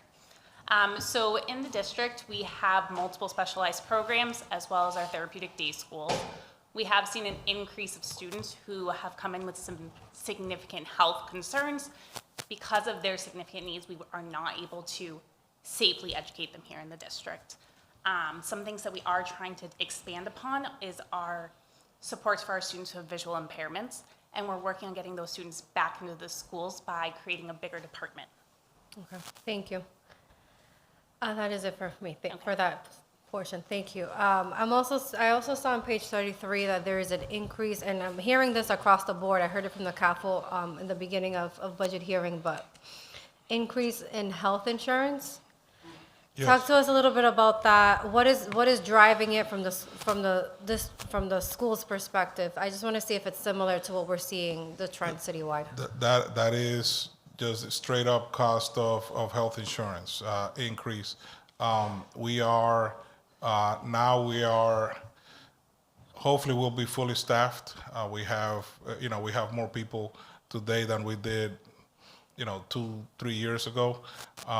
So that is part of it, but it's an overall increase across, not only here in Lawrence on this budget, but across everywhere. And is it safe to say that generally the same response goes to the 1.5 million increase in the heating fuel costs? Yeah. I know that's a big topic yeah, no, statewide, but I- I'm just. Well, and I was just showing the superintendent today one of our data presentations on energy expenses, and that is, we've seen an increase of 20% just since January, February, 20% on heating and fuel and electricity. So for next year, based on the actuals for this year, and a modest increase at that, we're looking at over $6 million spent on electric and heating and fuel, or gas rather. I also saw on page 33 that, and I know this is going to be sensitive, so whatever you can share in public, but if you can't share it, that's fine too. There was an increase in legal services of $300,000. Yes. What can you share publicly about that? So that came out of, before we had legal services in different departments, we put it all under human resources. So now human resources handles that account. If you go to the human resources page, you'll see that they have an increase when it comes to that. And that is just centralizing so that we have better control and be able to fiscally maneuver those costs.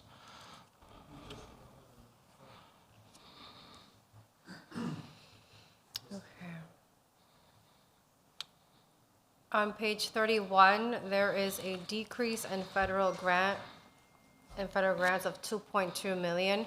Yes. And you list, the major reductions, Title I, Title II, Title III, Title IV, and Gear Up. What would you say are the programs that would be most vulnerable to future reductions if we keep seeing this trend? Most vulnerable? Well, really all of them. You know, we get these grants because we have the need, right? The need is not going to go away. Right. The funding, you know, goes away. Last year, for example, with this current the administration in D.C., there were a lot of talks about Title III, which has to do with immigrants and English language learners and those students. And you know, we acted. What we did was we moved salaries out of there and put goods and services. So in case that is ever gone or cut or reduced, that we don't affect the people and just, you know, adjust when it comes to goods and services.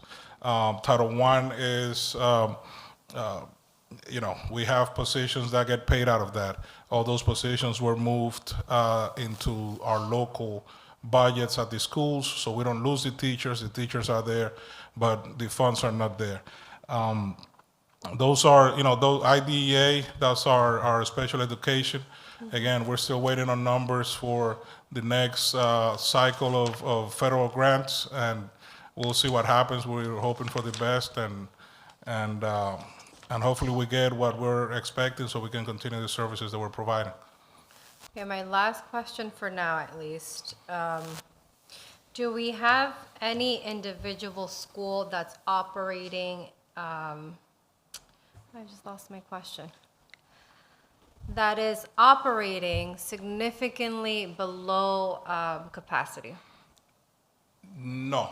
No. We have, I believe, you know, the school that we had that lost the most students was something like, you know, 38. You know, our student ratios are stable across. They're not, they don't differ much from years past. So, no, those, you know, when we lose the students, we reallocate teachers and resources to maintain the student ratio that we're accustomed to. What is the student ratio? So the student ratio, if you talk about teacher to student, is about 12 to 1. Let me see, I saw it in here.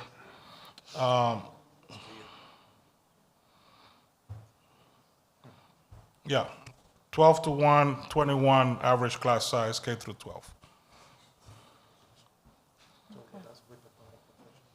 Is that with the paraprofessionals? No, that's just teachers. just We teachers. have, so we have 12,955 students, and our teachers union is about 1,450. So if you take that number and divide it, if we're talking just straight up numbers, it's 12, about 12 or so. Okay, thank you. I saw Counselor LaPlante, you rose your hand earlier. You have the floor. Thank you so much. I got a couple of just broad overview comments. Yes, sir. Some are connected and some aren't. So let's start with number one. Our budget, this book is worth about $489 million. This book right here. It's a budget book, right? The LPS that we're talking about tonight, the Lawrence Public School System, Yes. is $317 million out of the 489. Did a little brief math, clearly over 50%. It's about 65% of our $489 million budget goes to the Lawrence Public School System. Sometimes it's important that we know that the bulk, if we can measure importance by dollars, our budget reflects that our school system is the most important part of our government priorities. More important than policing, more important than fire department, more important than anybody else. If we were to equate by dollars how much taxpayer resources are presented, LPS specifically, and education goes beyond that in our budget, is number one. I just wanted to throw that overview as a number one, as an overview. Yes, sir. Second thing, I was reading the Boston Globe over the weekend, And an article struck me. And the article was on, now I gotta pull it up. Let's hope I can do that, or this is gonna be really short. The article deals with municipalities dealing with budget cuts and layoffs. I just think it's important as we go through this, and this is new to me, and I wanted my colleagues here to know this, that according to the Globe, there were two that they focused on. One is Malden, which is having cuts of between 29 and 32 positions. And the other one is New Bedford. They're eliminating 94 positions. And then, just bear with me, there's a longer list here after further research that shows what other municipalities are considering for layoffs. Here we go. Amherst, Belchertown, Brookline, Braintree, Bridgewater, Easton, Franklin, Grafton, Hudson, Lexington, Framingham, Linfield, Melrose, Natick, Needham, North Andover, Northbridge, South Hadley, Spencer, Stoneham, Westford, Weymouth, Winthrop, and there are others. So I just want to put some context as we start narrowing down, this is a bigger picture, our budget that, yeah, we're facing some tough stuff, but wow, I don't know how we are evading or avoiding any kind of massive layoffs here in our city and any cuts, significant cuts, let's be honest, in education or any place else. So those are a couple of things that I wanted to throw out there, just kind of big picture. Third big picture thing. When we look at this budget, again, let me pull it up as my prop. We look at this budget, the first question that I really should be asking, and I'm going to right now, is how, with $317 million, measure success? Now you can probably give me an hour of stuff. I can't take that hour, but maybe this is a better question to Mr. Carrero, but I'm really curious as to how do we measure when I go back to the taxpayers or whatever, at $317 million is what we're spending, 65% of our budget, and I'm going to say, yeah, we are achieving results. Just kind of give me a synopsis as to what are we achieving with that money? So I don't want to speak for Superintendent Guerrero. I'm sure that his input would be a lot more enlightening than mine. I can tell you, just looking at things like at the high school, when we talk about graduation rate and AP class placement and results in testing, and we just invested, as I put up earlier, we went up to $5.1 million for our English language learners. Their score actually went up from last year to this year after implementing that for 2 years. Those are some of the things that we see. Do we have work to do? Most definitely.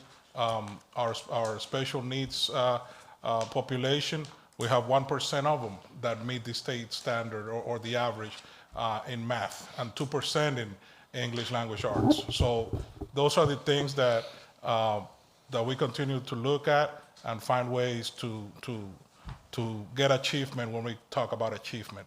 I don't know if that answers your question, but it does. I mean, I looked at the budget, and maybe it's in here, and if it is, tell me what page we're talking about our metrics. I have vision in here.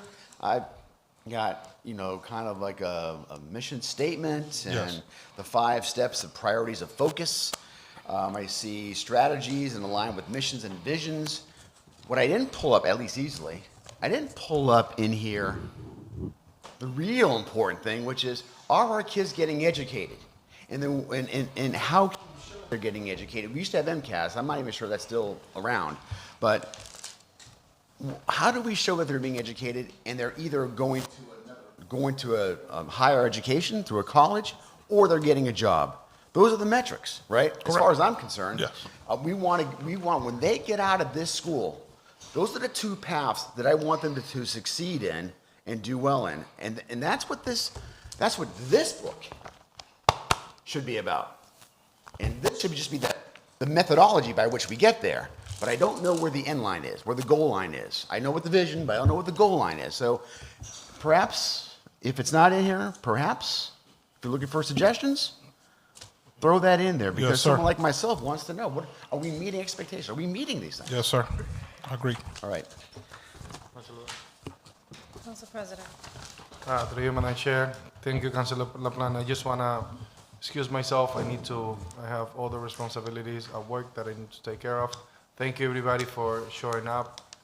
Thank you, the school department. Thank you, all of the principals and everybody that show up tonight. I apologize for not keep on hearing you guys out, but I mean, you're in good hands. Thank you. Thank you for your time, sir. Councilor Plant. Yeah, thank you. All right. So two bigger other issues as well that I just want to highlight that are not necessarily in the book, in their budget book, but are important. We did talk about transportation. We talked about transportation, and the crux of the transportation, I think, was safety. I think that was the crux, right? Let me submit this to you. If we're so concerned about student safety in the wintertime, why aren't we doing what we need to be doing to make sure that the sidewalks are shoveled? And don't tell me that this, and when I say that, I mean, yeah, I think the city can do a better job, of course. But I'm a resident, I'm a homeowner. I have responsibilities to shovel out my sidewalk. I own a corner, so both sides of my street, I have to shovel out. What are we doing? If we're serious about this, what are we as residents, what are we doing as a community to try to attack or deal with this? Because if student safety is really critical, then we should be doing that little bit. And I just want to bring Mr. Carrero up because I've been talking publicly about this. I think I'm okay to say this. So I'll ask you a very, how should I put, a pointed question. Mr. Carrero, and thank you for being here. Talk to me a little bit about snow, snow emergencies and the impact it has on our schools. And I'm going to lead you to the water here. How do you foresee this taking place next year when we have a significant First snow of all, I event? want you to know that Yeah. we're focused and concentrating on sand, beach sand, these days, Well, okay? all I can tell you is I am forever thankful that elections don't take place in February and March, because I don't think any of us would ever win. Counselor, thank you for the question, and I know where you're going, and you and I have many conversations about that. I want to just back up a second, because we had a tough winter this year. But I take the liberty of getting in the truck and going with my facilities director to look at our schools. Every single one of our schools, all the parking lots were plowed, and counselors, you would have noticed that every street on the side, every sidewalk on the school side of the street were down to the pavement. That is not our responsibility. That is the city's responsibility. But our collaborative effort, we make sure that we jump in and help because we're talking about safety for our kids and our families. And I know that that's a bone of contention for a lot of residents when they look at the schools and they say, even their sidewalks are down to the pavement. But that's because we make sure that we can do that. Snow is going to be a major issue in this community starting next year because we saw it this year. And I have a reputation, unfortunately, of that. He doesn't cancel school, but that comes from years of working with parents and what have you. But looking at our city inner streets, neighborhoods, there's cars parked everywhere. What does that mean? That means that our Department of Public Works are not going to be able to get those streets clean in one day. So if we have snow in the evening, we can cancel school just one day. If we have any type of snowstorm that is 8 inches or more, you're looking at minimum 2 days of school cancellation. And it's not because the schools aren't ready. It's because our neighborhoods aren't ready. Because DPW has had to work on the major streets and some of the subordinate streets of trying to clear snow with all of the cars that you have there. So it's going to delay the whole process. If you remember this past winter, we had a coordinated program to open up all of our city schools. So any schools that were in the neighborhood, we allowed residents to park in there to keep cars out of both sides of the sidewalks in their neighborhoods. And we said, so long as we can get them out by 6 o'clock the next day, and if we didn't, they can stay there as we continue to clean up. So we've intensified the communication in terms of coordinating snow removal and collaborating with the city, and making sure that our schools stay clean. That's where we're at with snow and what I predict for next year, and we're going to continue to work. What I could use your help with, Superintendent, on this issue is use the weight of your position and what you bring to your Are position. you saying that I weigh a lot? I'm saying when it comes to authority in this city, Oh, yes, okay. you do. I think that we need to make sure that we need to make sure that our population, I think people think this is the city's responsibility to do residential streets, and it's a bit of a shock when they learn that that's not the case, that it's actually folks. But we have, as you know, and we can go into this way, upside down homeowners, land renters. It's an upside down situation in our city. We get the landlords out there. They're making their money. They should be shoveling as well, and our homeowners that live. We should all be doing it. But I could use your assistance on that. Number one, to get that word out. And when I talk to ISD, and I will give ISD some flowers tonight, they finally this year did a little. This is on Winthrop Ave, for example, which I represent, which leads the way to the high school.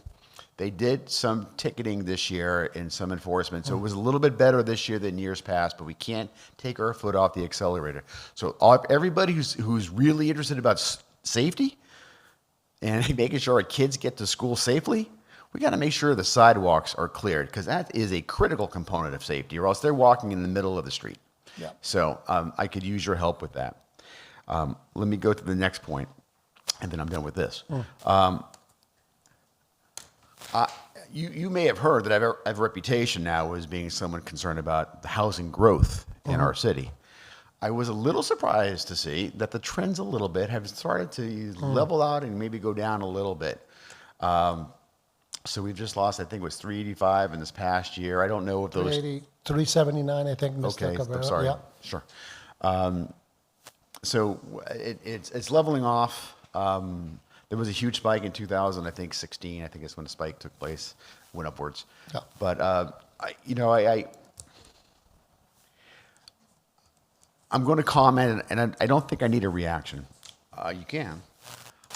I don't think that you're at the table when we deal with these major issues. In my district, we're looking at a major complex of 360 units on Osgood Street. I know on Lowell Street, I think that might be my district councilor's district. Lowell Street might be. They're looking at another massive apartment complex there. I know that in aggregate we have ADUs that are spouting out throughout. So the thing here is, I find it really hard to believe that we're not having a growth, but yet we are going down this road of increased housing. It defies logic to me, and I would certainly would. If you're not at the table at these wraparounds, I think someone from your department should be and ask the questions to the developers. How many students do you expect to be here, and where do you think they're going to be going to school? And do we have the capacity to intake those students? And can we do that? And so that's my point. And where are we right now? Do we foresee another addition, another request for more space? I think based on what you just commented on in the different areas, that there's going to be growth in terms of housing. And if you're talking to the tune of, I think you said in your area down, like... There's over 300 units that is prepared to go up, and that's just on Osgood Street. And there's and there's other things on Lowell Street. And plus, every time you go to a ZBA meeting or planning meeting, you will see 2 here, 6 here, 4 here. It's a death by 1,000 cuts. So I was about to comment, 2 here, 3 there is not too bad. I guess those are just little slits, right? But when you talk 300 units, it's not for elderly. It's for families, and what we got to figure out from the experts is how do they project when you have 300 units? What do they project for kind of families that would be there. So what would that add up for students?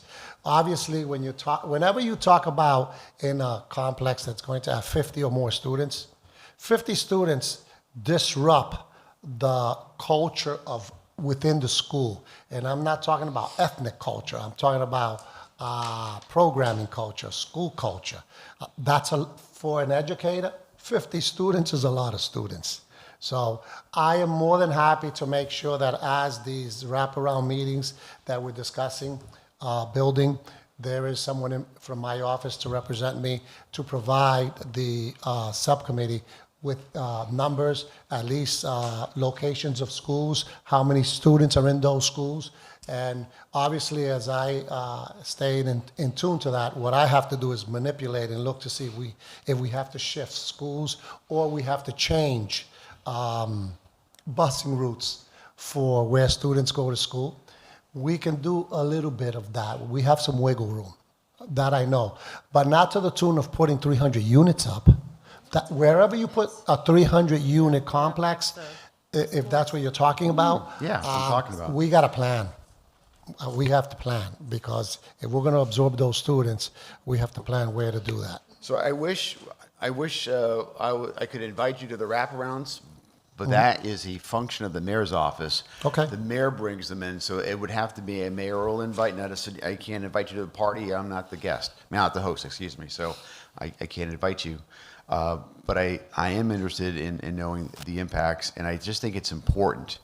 Maybe through this medium, if folks in the mayor's office are watching our discussion this evening, maybe they'll take note, and I certainly will try to talk to Mr. Spanner as well and just say, listen, when you do these things, what damage are you doing by bringing the schools a $317 million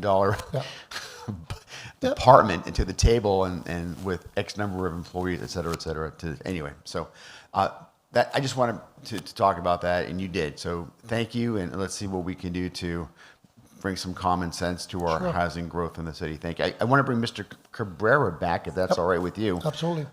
He deserves to be on the hot seat a little bit more, I think. So I'm going to drill down just a little bit. Yes, And I sir. don't think this is going to take long.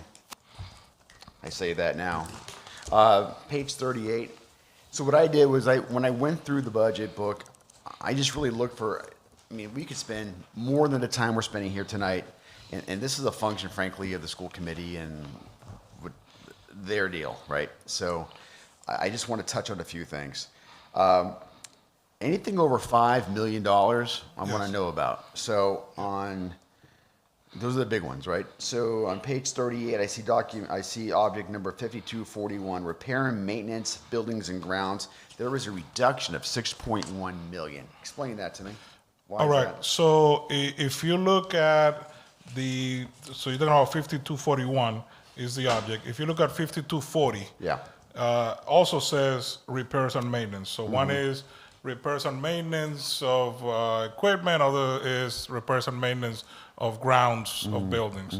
We moved 2.1 million of that line or from that object to the next object to make sure, again, that it reflects the true source of the expenditure. Okay. Because before, we were just paying everything out of 5241, and that was it. And then the rest is, in all honesty, just adjusting to our fiscal capacity. We have, our buildings are in good shape right now. We have a director that feels comfortable with the budget that we're putting forth. He can take care of those buildings. Like I said before, in the past, we had to budget for big expenses, HVAC, those kind of things. Now, those things we're not allowed to pay for. So we can say, the biggest expense that I'm going to have in a project is $150,000. So that is where that other $4 million come from.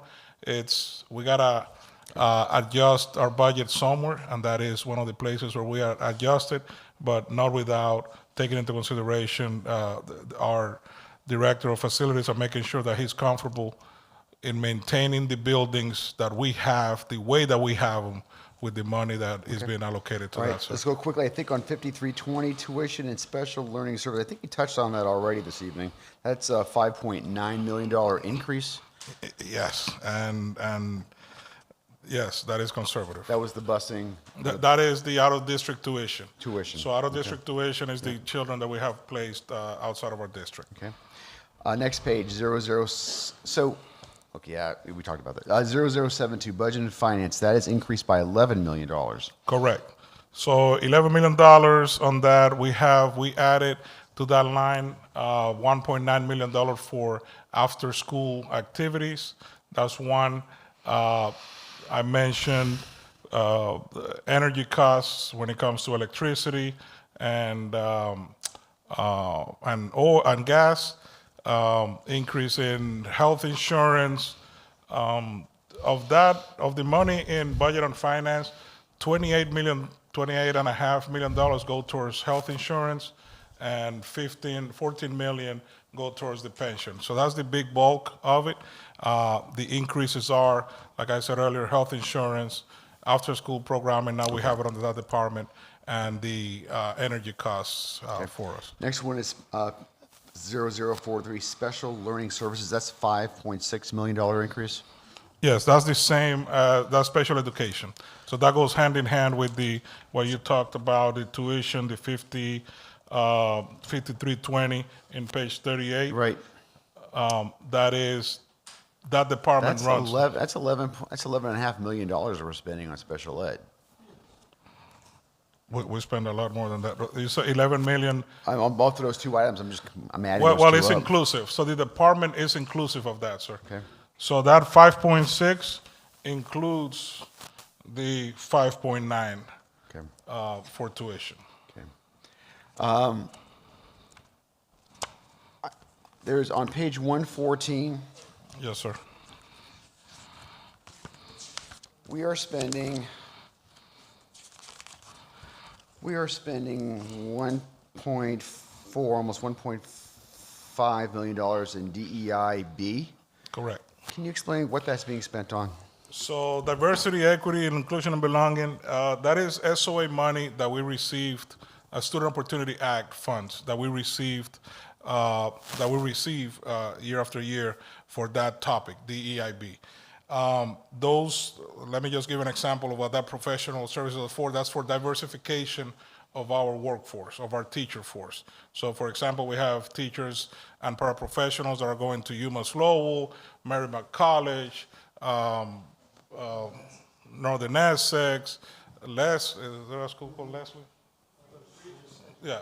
So we pay for diversification and professional development of our staff, and that is what that money goes to. And that is part of the Student Opportunity Act funds allocated for that.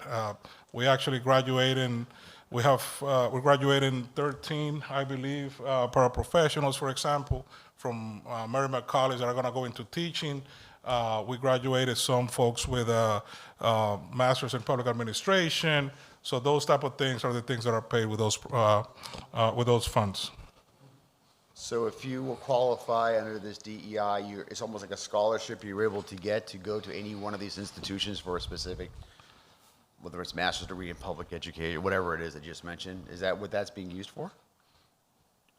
For further education? Yes. For staff development? staff, Yes, staff diversification. So they look for for example, ML educators, which we have a deficiency in. You said, what? Multilingual, English, ESL teachers. I'm not good on the buzzwords. Okay, All right. ESL teachers. Okay. For example, is one of the programs that we have. So we have that. We have folks going into special education. That's another group. So that is what those funds are used for, sir. And we said this money, this big pocket of money is going to be drying up after this year. Is that the understanding? So it depends what happens, right? In the last 3 years, our budget from the state has grown 9% on average, 9%. This year, it grew by 4.6, and that is still with the Student Opportunity Act in place. One of the things that we were able that I've been discussing and we were able to discuss with our state delegation is just that, right? If how sustainable, if we go back to the days of 3%, how does that affect us, right? And right now, there have been multiple conversations and discussions about the formula for Chapter 70, and those are things that right now we know nothing about. And I would hope, just for the sake of our children, really, that there is something that is similar to what we've been seeing for the last 4 or 5 years to cover for the deficiencies that we have. Okay. Last question, political, lightning bolt question. I'm going to say it on both, because I realize the politics of this issue, so I'll say both versions of it. What are the undocumented or illegal aliens, undocumented individual or illegal aliens, depending on which side you're on, in our school system? How many do we have that would fit either one of those boxes, if any? I don't know that I keep track of that, but Yeah, no, he tracks the numbers, I track the students, right? Okay. We are not allowed to, as a public school district, put that in our enrollment projections or on any of the applications. So we don't know of any students in the district that is undocumented or, as you refer to, illegal. When we do know about them is when our counselors sit down with them in 12th grade, and it's time to apply for college applications. If there are undocumented students, they would get charged out of country foreign student tuition versus if they were in district and have Social Security and all the other things that go with it, they would be eligible for all of the other benefits. But that's where it comes out. After they've been with us for 12 years, we don't know. In that last final month, and they start filling out applications from college, is when we run into these situations where they have conversations with their guidance counselors about the challenges of college. Okay. And again, since we don't track that, we're not required to, and we're not allowed to, we don't know that until we run into that in senior year. I'm just curious, do you keep track after the senior year? You just said earlier, someone said, we had the largest number of high school graduates in the history of Lawrence High School.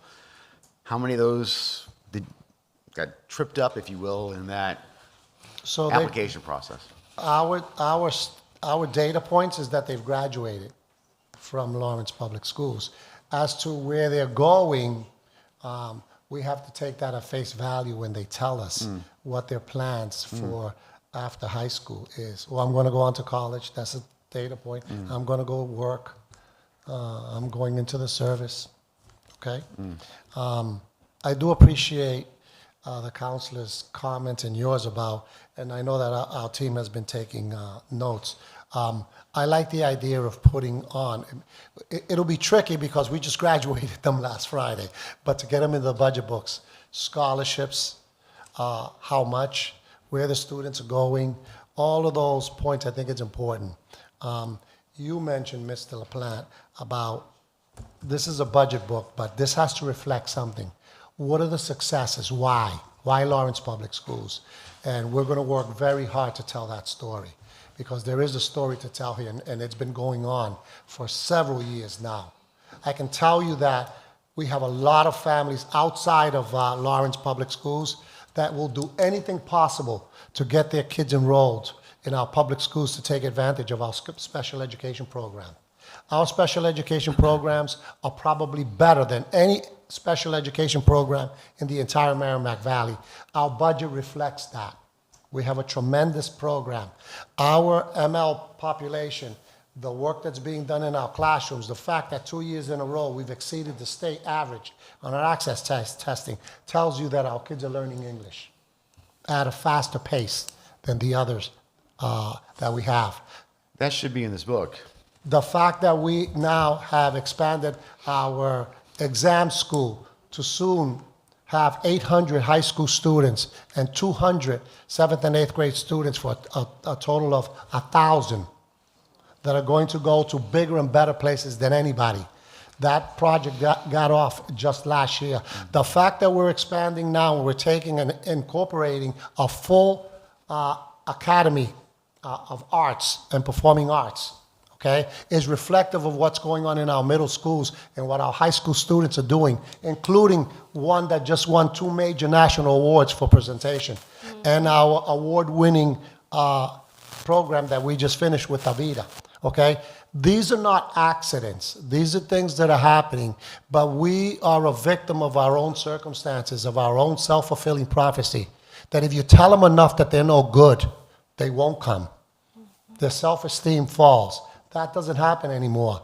We have the largest early college program in the state of Massachusetts, and the first of its kind, and the most successful. That's happening at Lawrence High School. We're hearing what you're saying. Your budget book next year might be a little bit better, because we're going to allow for our staff to include that there. Let me interrupt, and then I want to relinquish the rest of my time, which is this. I've always been impressed by the number of Lawrence High School graduates who have made the decision to serve our country. And I've asked every year to get the names of those individuals so I could go ahead, and we used to be able to, in this council chambers, award and wish them good luck as they head to service or come back from camp, and then we can welcome them back before they get deployed. Consider it done. And it's been a long time, and it's been a burr in my saddle that I've been able to get that information for the past few years. I would be remiss if I didn't ask permission from the council, just last comments. Number one, I want to commend our CFO and his team that's here. Please, your team, stand up a second. It was their vision. It was Can we their actually vision. go, I would like to go around, Council Marmol, sorry, Council Marmol did this the other night with new faces, and she just had people introduce themselves real quick and their title, and that's it. We Can do my have a LPS lot of faces that we Can some my we recognize LPS team, and all some my we don't. LPS team, please stand up, and starting with this side, just introduce yourself and your title. Oh, there they are. They're not sleeping. You We brought- did that purposely to get you to You just. brought an army. I will start with this gentleman here. Yep. Guillermo Mendes, I'm an Assistant Director of Budget and Finance. Welcome. Emily Sandoval, budget analyst. Marcia Vargas, accounts manager. Back here, yeah. Jim White, Lawrence Public Schools Adult Learning Center Principal. Chris Martins, Director of Communications. Behind you, Chris. Well, Senior Special Education Director. Kimberly Kozak, one of the directors in the Office of Student Support Services. Tony Lee, okay. Jessica Allen, Senior Director of Strategy and Innovation. Chris Merlino, Director of Facilities. Juan Fuentes, Food Safety. Carolyn Noonan, Director of Food Services. Elijah Fonseca, Director of Human Resources. Ethel Cruz, Director of Teacher Diversification. Maria Gutierrez, Senior Director of Multilingual Learners. Jean Bacon, Senior Director of Curriculum Instruction. Jen Perry, Assistant Superintendent for Curriculum Instruction. Victor Trabalhando, Head of Schools. Elizabeth Mara, Director of Human Resources. Ms. Beth Gonzalez, Executive Director for Human Capital. Maria Cruz, Chief of Staff. that's it. Pleasure meeting you guys. Yes, thank you for the work that you all do. And one last plug for LPS before we wrap up LPS. You talked about the pride within the students, superintendent, and I saw that firsthand last time I was at LPS 3-4 weeks ago, maybe a month ago. Unidos Academy. Oh. Wow. I left there, I mean, you can ask Mr. Caraballo, what I saw in the classrooms was amazing. So for those watching at home and for those here that don't know what a Unidos Academy is an academy within Lawrence High School. I believe they start at 9th grade, right? That gathers students that have immigrated from other countries. I mean, they're 6 months, 1 year out. Newcomers, yeah, fresh, newcomers, and they're learning the curriculum, but it's at I wouldn't say a different pace, but what I saw in that classroom was I remember a young man answering an algebra equation, and he was answering it very slowly because it had to be in English. But when the teacher said yes, like that is correct, the face, like I went like this to Victor. Do you see that? He was just so happy, and you saw the pride. And I haven't seen that, an entire academy dedicated to helping incoming students, and I was blown away, and I'm glad. Thank you, Mr. Caravaggio, for walking me through those classrooms, and I hope it grows because in terms of services and needs, staffing wise and everything, because I left there so happy. Mr. It was Caravaggio, amazing. our class essayist, was that a UNIDO student on Friday? Yes, there was Unido students that delivered the speech. The student has been here for pretty much like a year and some change. So it's beautiful to see that capacity building that happens within a year. This kid can be fluent enough to talk to 8,000 people. Yeah. Yeah, it's again, I saw it firsthand. I think we were sitting there for like 20 minutes, Mr. Caravaggio or so. And I encourage my colleagues to go visit because I was not expecting what I saw. And again, I left there very happy and excited. So thank you for doing that, We for appreciate your implementing that. visit. I know that Councilor Marmol works with myself and our team. She helps beautify our schools, especially the mural projects that we have around the city. And I know Mr. Plan always contacts me. We have a great relationship with the council. Our doors are always open.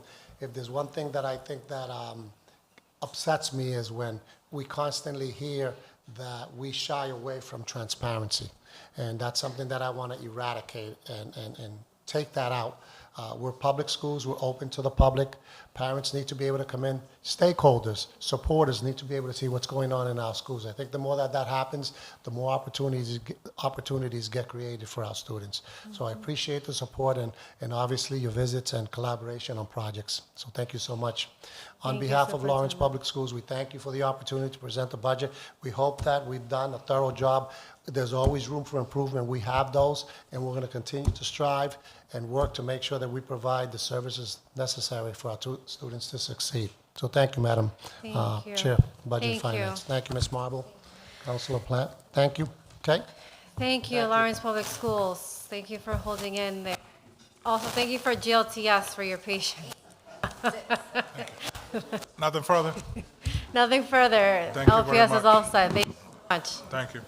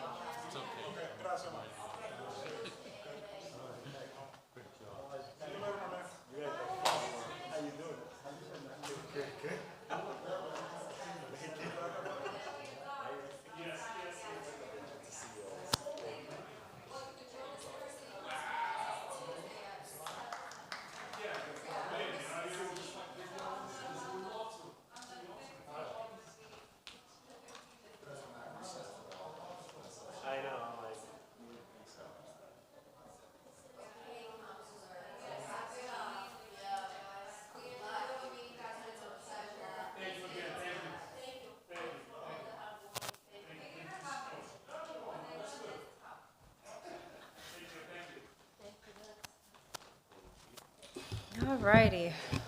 Behave, counselor. Yeah. Behave. You know, The door's closed. those are closed. Now we have GLTS. Superintendent John Lavoy, School Committee Member, Vice Chair Julio Mejia, and Director of Finance Melissa Martell. Martell. Uh, Superintendent, you have the floor for the intro. You don't Oh. have a presentation, do you? Good evening, City Council members, graduates of Greater Lawrence Technical School. Let me see it. Good to be- What year did you graduate? Thanks, Graduates and former school committee members. and former Just school saying. committee members. You already know our budget. We know- Well, we let me know begin by, on behalf of our school students, faculty, administrators, and school committee, thank you for your continued support of GLTS and being a partner and helping us educate our students and giving them the best opportunities we can to succeed upon graduation from Greater Lawrence. So thank you very much for that. I'm just going to quickly hit upon just a few strategic goals and budget priorities, which are on page 12 of our budget book. Does everyone have our budget book? Yes, before we do that, same thing with LPS, I want to give the opportunity to the school committee member, if you have anything to add or any introductory comments, you're more than welcome. No, just thank you for the support, and we hope that you support our budget. We're grateful for. That's an at that point, that's an introductory comment. I won't speak on behalf of the school committee. Your name and position? Yeah, Julio Mejia, Vice Chair of the Greater Lawrence Technical School Committee. I'll let the superintendent give his remarks, but I think, on my behalf, I think these strategic goals that we've put together as a school committee is pushing the district in the right direction, and also the investments that the different communities have allowed the district to pursue in terms of the aviation program and some of the other programming that we've been able to pursue, and the improvements that have been done in the district, and in terms of providing opportunities to students when it comes to student support services, but also in our Chapter 74 programming and the implementation of other MTSS, which I'm sure LPS has also been working on in terms of high quality instruction. So thank you, and we hope you consider our budget. Thank you. Superintendent? So our goal is to prioritize teaching and learning strategies that support students' academic growth in both vocational academic discipline. Objective, allocate resources effectively to improve educational quality while sustaining last year's priorities and advance new strategic initiatives. New priorities for 2027 are in bold. And I'll just read the bold aspect of each of the priorities. Priority 1 is to develop and implement our MTSS, a multi-tier system of support, which is to advance the MTSS integration into our curriculum, instruction, and assessments, enhance Tier 2 and 3 interventions, expanding reading, addressing performance gaps identified through iReady assessments, implementing structured math interventions, programming for students performing below grade level, and strengthening Tier 1 instruction, and professional development, provide sustainable professional learning for academic and CT teachers to implement new curriculum effectively, and support CT faculty in revising sharp and related theory curricula to meet industry standards. Priority 2 is our growing enrollment and expanding programming requiring strategic staffing and investment, as one of our major priorities is to continue to grow and continue to expand the school through the offering of new programs and expansion of the building, which we are just about to embark on another edition. This summer we'll be doing the drawings for our new health building addition. And priority 3 is technology and student support services, is to upgrade districts-wide technology infrastructure, including hardware and instructional software. And then priority 4, diversity, equity, and inclusion. Allocate resources for professional development, focus on research-based DEI practices, and strengthening the school culture by fostering inclusion environments that positively impact staff, students, and faculty. So with that, are there any questions on that? One of the things I do want to say that our underlying, you hear about a mission all the time, but our number one mission is to prepare our students for to be successful in the careers they pursue upon graduation, be able to enter the workforce with success. That's our number one mission. And if we prepare students to succeed in the workforce, we feel like they will also succeed upon going on to college for those students that do select that pathway, as we believe that it takes the same amount of academic skills and knowledge to succeed at the workforce as it does to succeed going on to college. I do have, and we're still, I thank you for that. We're still on the strategic goals, correct? Strategic goals? Yeah, okay. So you asked if we had comments or questions. I do have a comment pertaining the strategic goals. I think overall is great, and I love seeing the teaching support and staff support, but I wish there was something more directly tied to the vocational education. I see great that we're looking to support CTE teachers as programs grow, but how does that look like? How are programs growing? We're focusing on the health side of things, but industries across the board are growing rapidly. And this is one thing that I'm continuously criticizing about vocational education across the board in the Commonwealth. It's becoming too academic. It's a vocational school. There's a reason why it's not a comprehensive high school. And I'm seeing it a lot, and I feel like, what I am observing is that vocational ed is steering away from the core, and that's vocational technical education. And I'm seeing more focus on academic, I'm seeing more focus on social emotional learning, and et cetera, which are all very important things. But again, that's not the core or the foundational reason as to why we have vocational technical education across the Commonwealth. Yep. And another thing that I want to point out within these strategic goals, I was a school committee member from 2018 to 2022. I then was joined the team at Greater Lawrence Tech from 2020 to 2022, I believe. And from what I remember from my school committee times and also from my employment times is that DEI was always a priority. However, at the beginning of this budget book, I was looking earlier at the organizational chart for the administration, the organizational chart for the academic component of the school. Since my time there, I have noticed 5 new faces within the administration and 5 new faces within the academic. And I just see 1 person of color added in the administrative leadership team. And this is supposed to be a priority for years now. And I don't see much improvement across the administration team. So to me, you have this as number 5 as a number 4 priority, but really I'm questioning how much of a priority is it for the school when it's been this long and I'm not seeing improvement. There's improvement teachers and staff-wise, yes, I see that. But leadership starts at the top. Changes start at the top.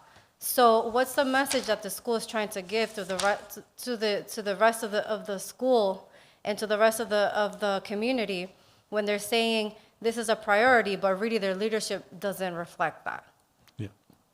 So unfortunately, and I mean, I could stand here and tell you that that hiring administrators of color is important to us, but the biggest challenge we have is finding administrators of color, number one, to apply, and that's still a major challenge for us. And we've been in part of the Department of Ed workshops on this, trying to recruit people of color in our staff for administration.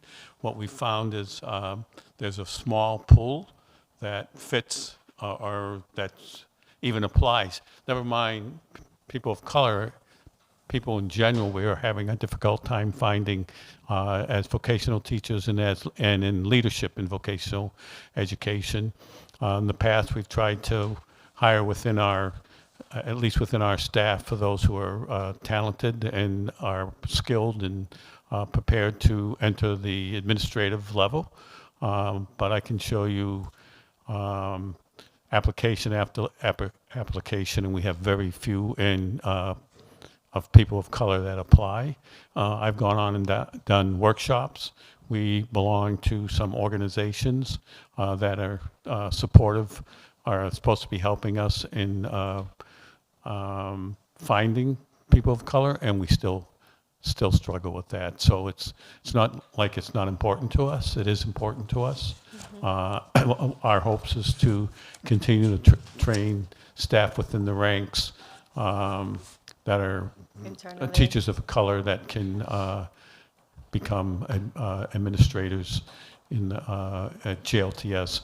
And the challenge you find is that a lot of your vocational teachers, in order to be able to become an administrator, need to get their bachelor's degree. And so many stop at getting their licensure with 32 credits. Right. And so then it's difficult for staff within the school who are of color to actually have the opportunity to become an administrator within the school. So. And this is really important to me, especially because I was the first Hispanic woman elected onto the GLTS school committee, and that wasn't too long ago.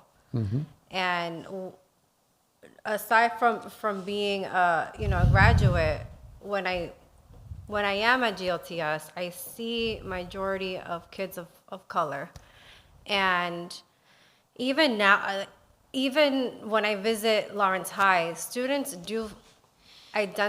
can analyze and can detect disconnect.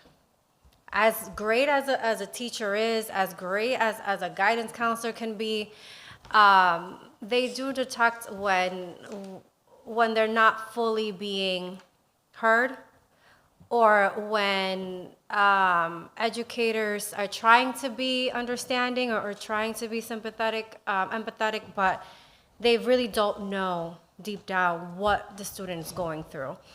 And I'm saying this because it's a feedback that I received when I was walking through Lawrence High last year, and that stuck with me because you saw the diversity in this room tonight, but it's still a factor that students can feel and detect. So I just want to make sure, and I know how great GLTS is. I'm giving you constructive feedback right now, but overall, I know how great the school is, but I just want to make sure that we keep this in mind. Absolutely. When making changes or improvements. Yeah, and I would invite you at any time to come and meet with me and talk about any ideas or strategies that you might have that we could consider and look at that would help us in that area. Thank you. Always happy to listen. Any other comments or questions? Since you asked, There's one part by part. the priority section, I just very quickly, I don't mean any offense by this, a lot of overthinking took place on these 4 priorities. Overthinking. To me, it's pretty simple. What should be the top priorities? Getting a good education that's going to either provide you to either continue on to a secondary degree or to go ahead and get a good job. That should be the priority. I mean, all this other stuff, I don't know. We sometimes feel like we need to provide Yeah. a lot of things and to validate something, right? And it's not just your organization. Lots of organizations do it, and sometimes we got to make it. What's the KISS simple? The KISS theory: keep it simple, stupid. We need to work toward bringing it down to the bare. So that's more. It's not a criticism in a way that I think you're doing an awful job. From my perspective, it's constructive criticism. Since you asked, what do I think about it? That's what I would change this drastically and maybe have 2 or 3 principles and just say that's our priority. That's what we're trying to accomplish. Thank you, Counselor. But it takes further these comments? kinds of strategic priorities to get to the point where students are prepared and ready to succeed when they graduate, to help them when they're, with all, MTSS helps us better understand what the needs are of the kids so that we can offer them the coursework and the support that they need in any particular, whether it be a class or whether it be in the shop. We need to understand all that and through the multi-tier system, which helps us determine what their needs are and where they belong, and everything from academic, vocational, emotional. We need to understand all of that to help those students find success when they're in school. And the challenges of students today are greater than ever in terms of, you know, if a student's struggling emotionally, you can give them all the math and science you want. They are not going. They are going to struggle to. Their mind is not focused It's on not the there. learning. They're focused on the struggles that they have within. And we have more and more kids like that today than we've ever had. But we're also finding more and more success overall. When you look at this year, we had 200 students on in co-op. One of our largest numbers ever. But the great thing about that number, we had very few students come back during the school year that weren't finding success out in the workforce. So that's just a sign that by the time they get to be a senior, that they're prepared to go to work and start to succeed. And it takes strong academic skills to succeed in any career today. If your academic skills are strong, you know, you can communicate, you can do math, you can do science, you're going to more likely succeed in any one of our careers. And then also, given the academic part of each trade, related theory is so critical to success. Be able to reason, to think, to apply academic skills and knowledge to make decisions on the job is more and more important than it's ever been.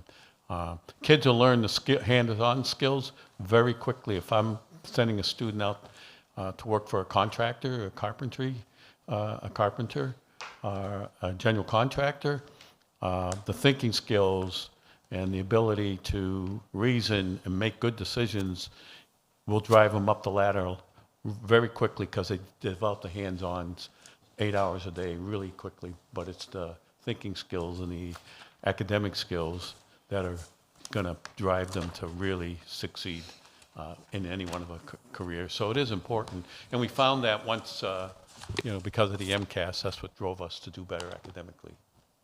So, but I don't want to spend a whole lot of time on that. Thank you. Counselor Marmo? Not to be super heavy and getting stuck with the strategic goals, because I do want to move further along with this budget. What I will say is, apologies in advance, Superintendent, because you have 2 former students and 2 former school committee members there, and I think it's safe to say that Madam Chair and myself deeply love the school. We love what the purpose of the school is and the students that attend there and wanting the best for the school. So please receive our, we don't like the word criticism when it comes to these budget sessions, but as an Our feedback. opportunity, I would say use it, Or questioning. take our comments as an opportunity.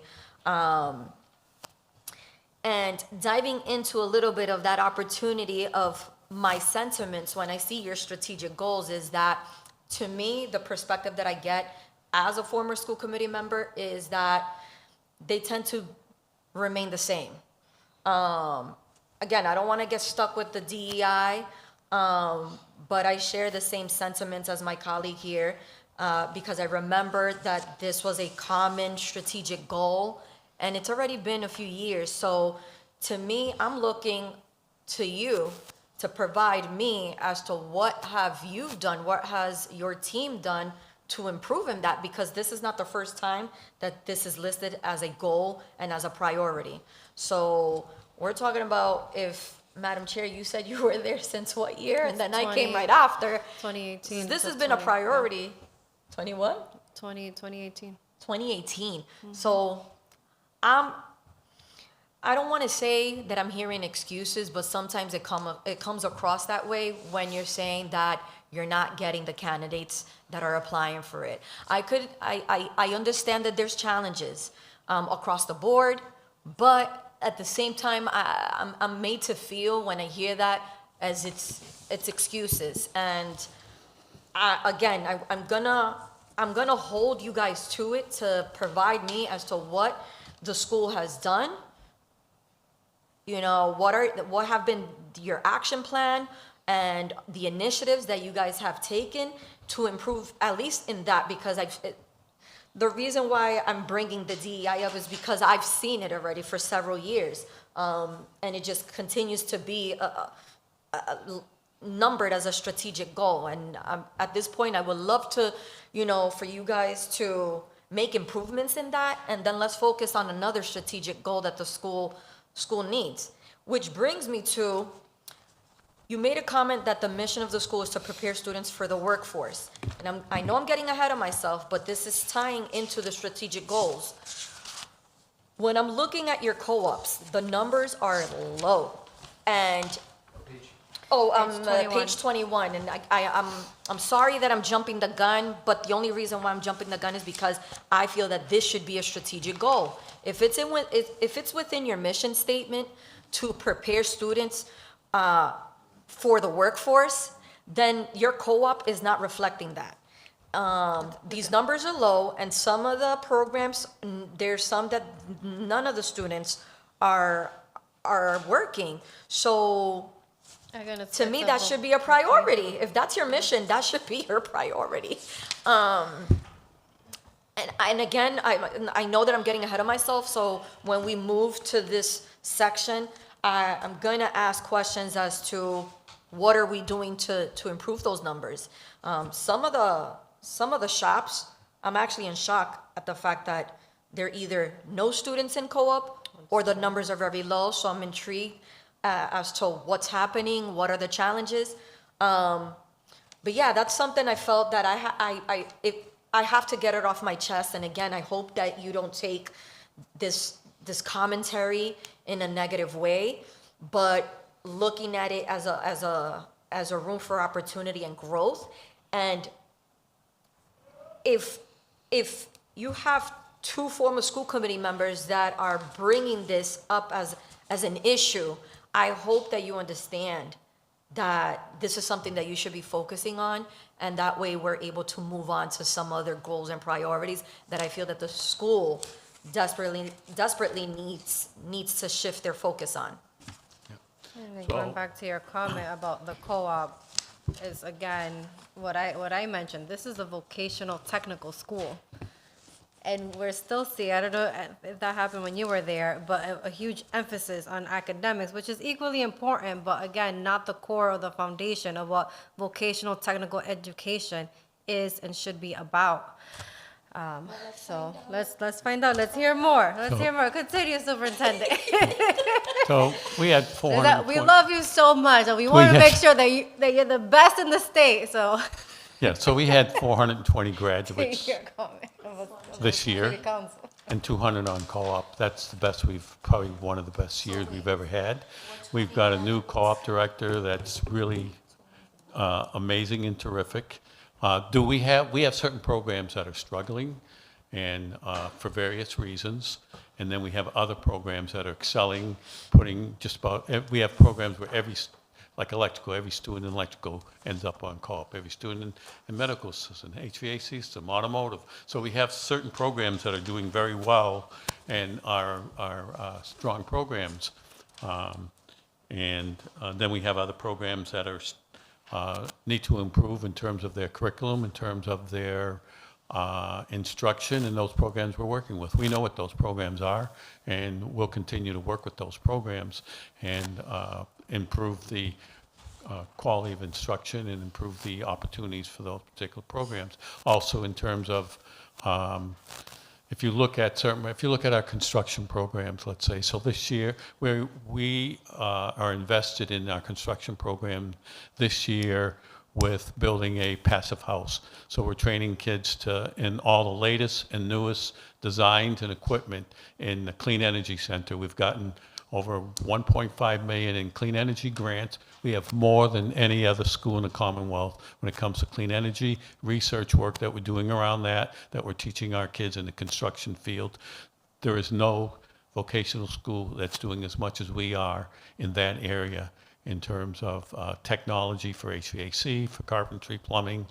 If you want to come on site, you can see our home that we're building, the only one of its kind in any vocational school in Massachusetts. We've invested this year hundreds of hours training our staff. All of our construction staff have taken specific coursework in order to be able to train all the. So we are always upgrading our curriculum to meet the needs of technology, to meet the needs of industry for the future, not only in equipment. We've gotten millions of dollars worth of grants to upgrade our equipment in every one of our career areas. Recently, we had our advisory committee, and they made all kinds of recommendations of what we needed to do in terms of changing curriculum, in upgrading our curriculum, and adding new equipment. And I would say we've met 90% of those recommendations in terms of changes that we needed to make in getting new equipment. That happens from grants and from our capital improvement budget, from good planning and understanding what the industry needs in the future, which we find from our advisory committee. So we are definitely focused on our vocational programs. The automotive program has grown. They used to get 25 students. Now they've taken over 30 students in the program, and we've grown. We've added a electric car laboratory, the only one of its kind in Massachusetts. So we repair electric vehicles in a specific lab to train students how to repair electric vehicles. We're putting in right now a new spray booth the only kind of spray booth you can do to spray electric cars, because standard spray booth, you can't spray electric cars. So that's one thing. We're putting in addition on auto body to expand more space so that we have more room to train new techniques and bring in new equipment in order to train our kids. Yeah, I can go down the list of every single program of what we're doing for the future to train and prepare kids for the jobs of the future. Our kids are getting the jobs of the future. Some of them go out teaching the employers some of the things they learn from Greater Lawrence that's ahead of the curve. So, and that's our philosophy. Our mission is always to be prepared for the future in terms of what we're teaching them for tomorrow, not for yesterday. And so the state just came out last year with an all new state frameworks. So we had a team of teachers that were in a program this school year working with the Department of Education to start developing new curriculum based on the frameworks. There was 5 other schools. This was their second year.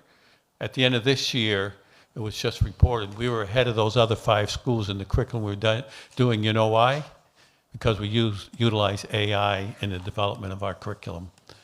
We're way ahead of the game in terms of training teachers and students in AI. So we're very innovative in everything that we do. And in terms of academics, we firmly believe if you look at without the interventions and understanding, 80% of our freshman class last year came in below grade level in reading. So consequently, we had to hire 4 reading teachers to get their grade. If students are all below grade level in reading, we can't ignore that. We have to make sure we help them, because they're not going to be successful as a carpenter, plumber, or any other career if their reading skills are way down. So yeah, we take our academics very seriously because success won't happen unless we do. We just hired 2 additional math teachers to work with, because we have a lot of kids coming in with low math skills and performance. So we've hired some extra teachers specifically to work with those kids, the new freshman class coming in, because their math skills are so low. And so, And I'm assuming majority of that is from the city of Lawrence, because majority of the students are right, from the so city of majority Lawrence. yes, yeah. I have to put it out there. It's So, true. and it's not, I'm not saying it's anybody's fault, it's just a fact. The fact of what, where we come. And you have to remember, we draw kids from 4 districts, right? 30 different middle schools with 30 different kinds of curriculums and approach to teaching and learning. And we've got to figure out where they are in terms of their grade level of abilities and performance, and then how are we going to fill the gaps? And that's what MTSS is all about. Assessing that, determining that, and then providing so. So if you also look in Tier 1, one of the things we've started is we've been working with the Department of Ed to develop new high-quality instructional materials. This is our 2nd year with mathematics, a brand-new curriculum, and then this is our 1st year in ELA, implementing this brand-new curriculum, which has been recommended by the Department of Ed. We've worked with trainers from the Department of Ed to implement these curriculums, because the academics are important. And so I think we believe that we've got to get our students to a place where they don't have to be, know calculus, but they have to be able to do Algebra 1 and join. We had a conversation the other day about bringing math students in for math. I said, maybe the first year we spend on just getting them up to grade level in math, and then we'll give them Algebra 1. Because we put them in Algebra 1, and they keep struggling for the next 4 years of math, because they're so far behind when they come to us. So we have to look at how can we get them to grade level so that we can give them more advanced work in the academic areas. So. All right. Moving on, Superintendent. Thank you for the explanation. So if you look at Which page page? 27, that's where the numbers begin. So for our budget this year, state aid, chapter 70, from the state, we're getting $42,612,739, which is an increase of $1,165,317. The increases are due to taking in more students. I think we had about 58 more students in our October 1st report, so that automatically is going to increase the numbers, our budget coming in, our state aid. And then we had 100,000 of miscellaneous revenue. Lawrence's assessment for the upcoming school year is $1,764,291, an increase of $34,282, and that was due to 7 new students, an increase of 7 more students coming this year than we had the previous year. We do know that we had 58 last year. Going into this October 1st, we're looking at about another additional 60 more students.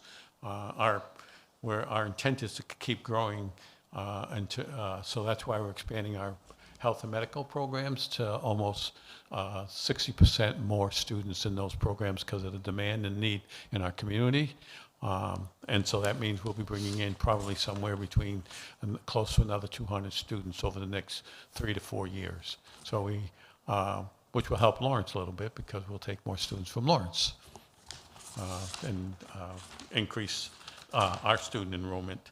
And it's because of demand's there, because we know that Lawrence General purchasing the Methuen Hospital, and their needs are greater, where we work and meet with them on a regular basis.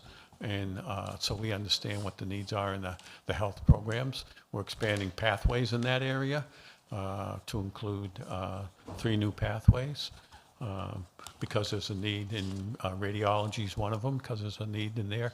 We're building partnerships with Northern Essex Community College, where we'll be building classroom space at the college so that the kids can get dual credits and leave, like, upon graduation, 30 credits in their medical program towards an associate's degree in health. But in any case,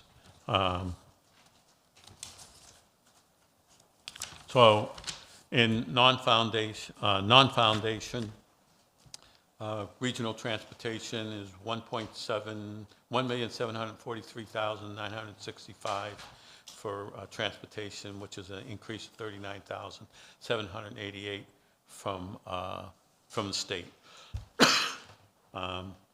In transportation from the city of Lawrence is 143,614, which is an increase of 51,000.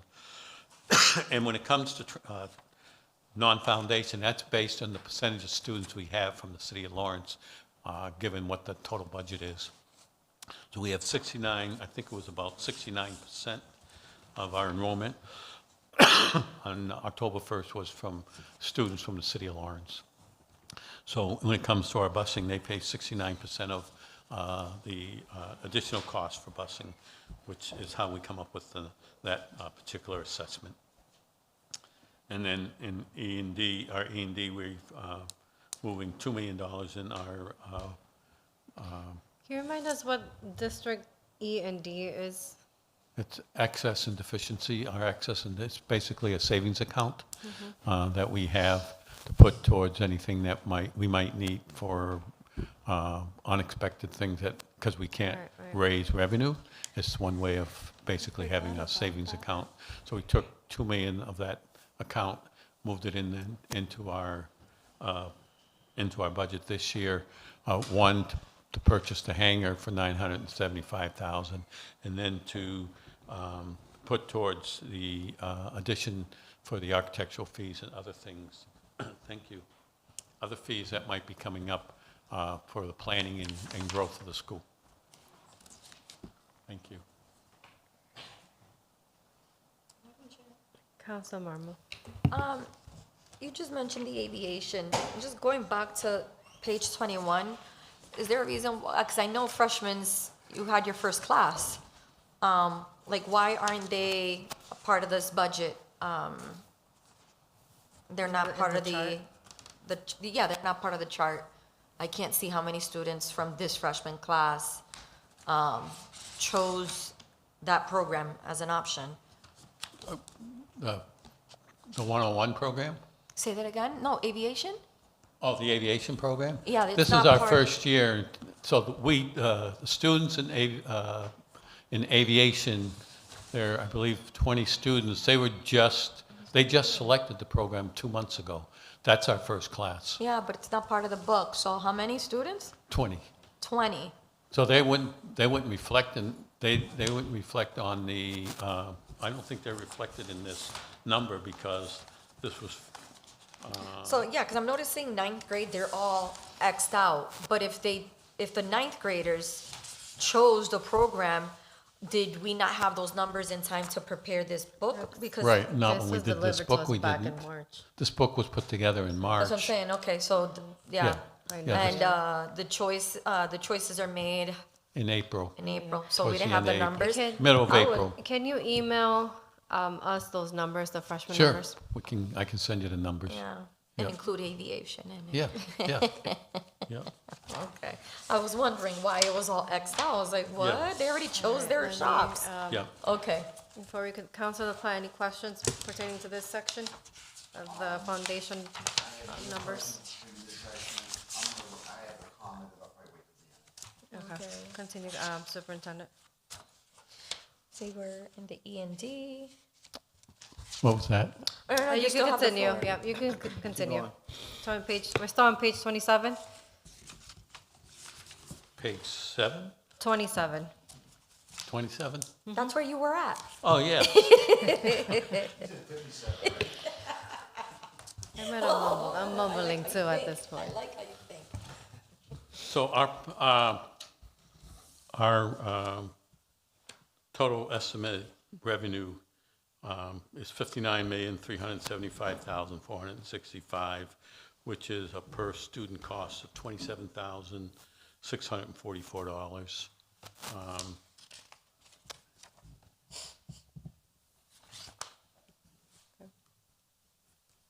So when you look at our per student cost at 27,644, that's made up of funding, different categories within the each per student cost, which includes English learners, low-income students. You get a certain additional funds for each one of these categories.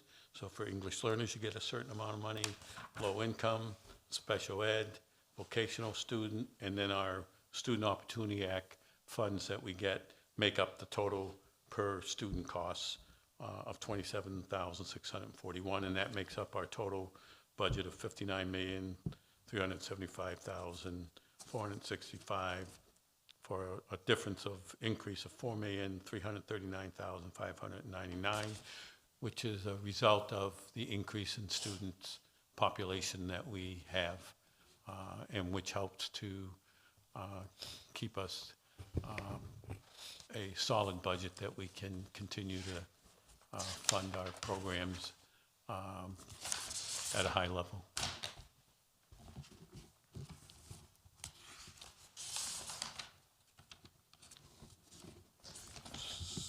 So we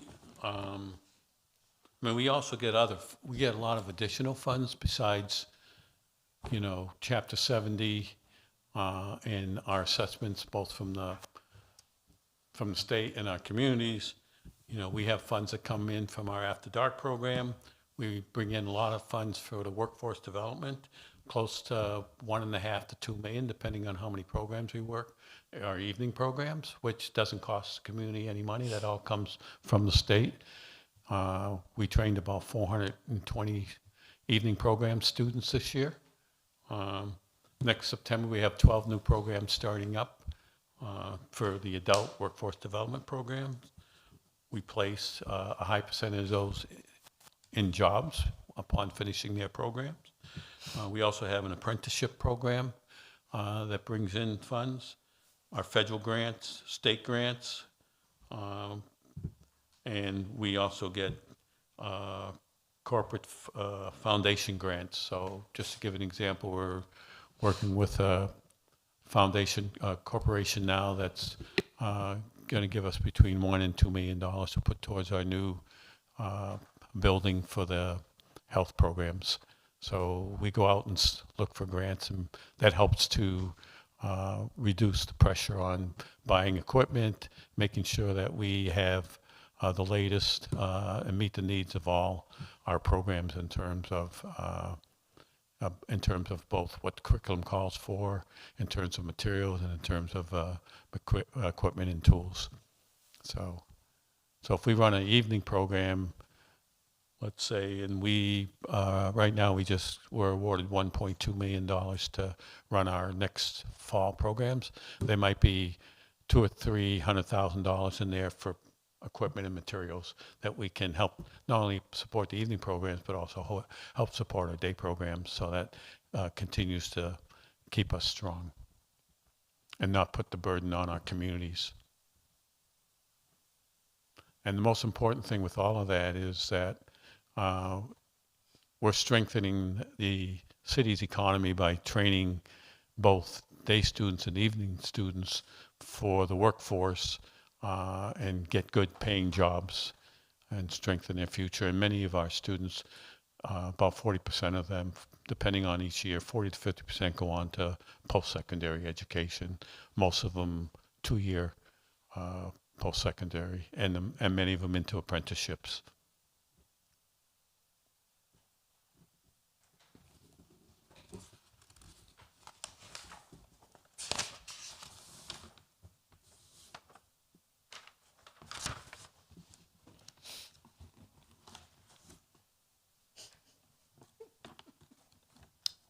I don't think there's any questions. Any questions?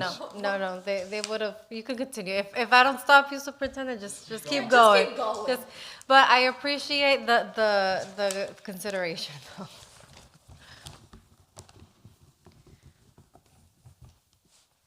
We try to keep our student-teacher ratio under 25 in our academic classes. There might be a few here and there that are over 25, but then there are also quite a few that are well below 25. And we have many inclusion classes where there are co-teachers in a lot of our academic classes as well. We try to keep the special ed population in any particular class somewhere between 6 and 8 students.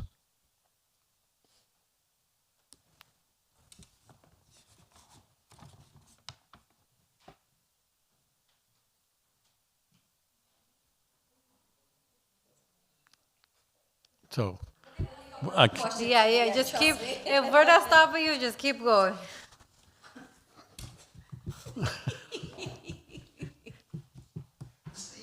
That's actually good. well, I think he's a little nervous. Did you want me to ask questions? so You want? what's that? You want me to ask questions? Oh, if you have a question, sure.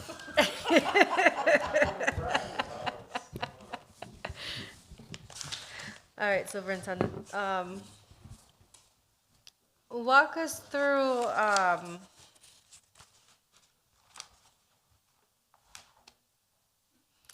we already spoke a little bit about the revenue chart, right? The people, Yeah, I'm more like, I have a question on page 34, but I don't know if page we've 34. gotten there. I don't think so. Walk us to page 34, the FY27 budget by function. Page 34? Mm-hmm. The grants? No, it's the budget by function.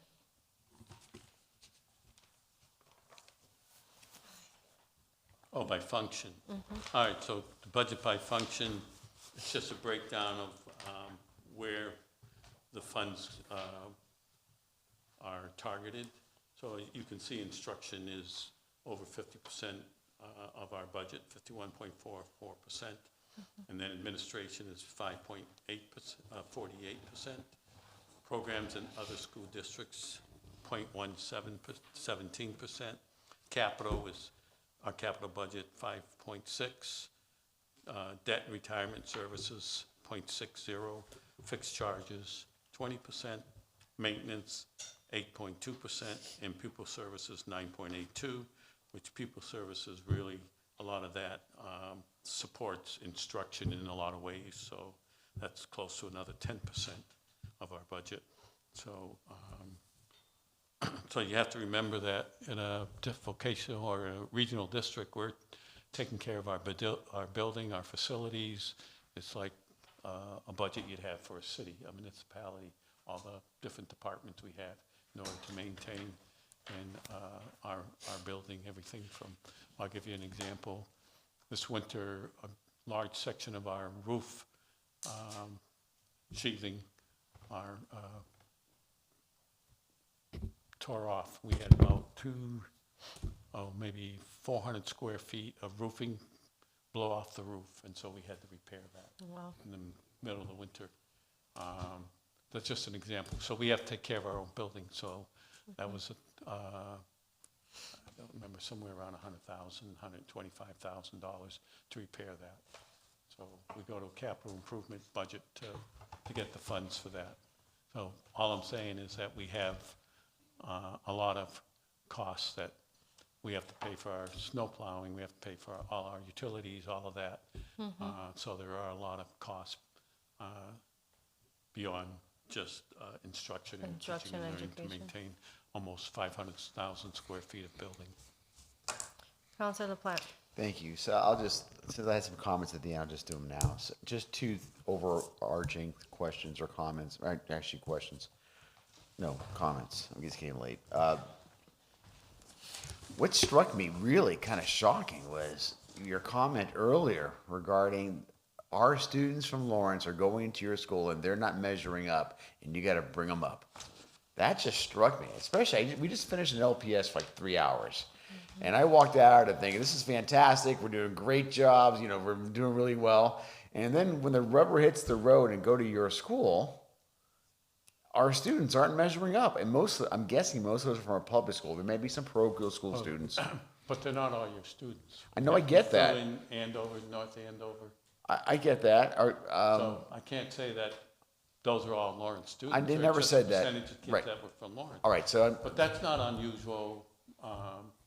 okay, help me Well, on so that. if you have if they're coming in, we expect them to be at 8th grade level in math, and they're coming in at 7th grade level, they're below grade level. They may not be that far off. Some may be in 4th grade level, some may be at 3rd grade level. So they're all over the place. But we Fourth did, grade as level. point of information for Council the Platte, since he wasn't part of the Budget and Finance Committee last term, last budget hearing, we did hear from GLTS that 70% of their freshman class at that time were reading below reading level. And I was the one who asked, okay, of that 70%, how many, what's the percentage of the students from Lawrence? And out of that percentage, it was 70% of those students were. 70% of the 70% were Yeah. from Lawrence. Okay, Yeah, well, so I think that's why it was a bit, but, yeah. That's not to, it's not to criticize Lawrence. You've got Methuen kids that are below grade. You'll No, find it's that not that's to criticize. It's not across. It's not, Lawrence is not unusual to that. well, it just troubles me. You would expect, I would expect that when you graduate from your first 8 grades, or wherever you are, I love our friends and family in Methuen and Andover and North Andover. I love them all, but I care about the folks in Lawrence.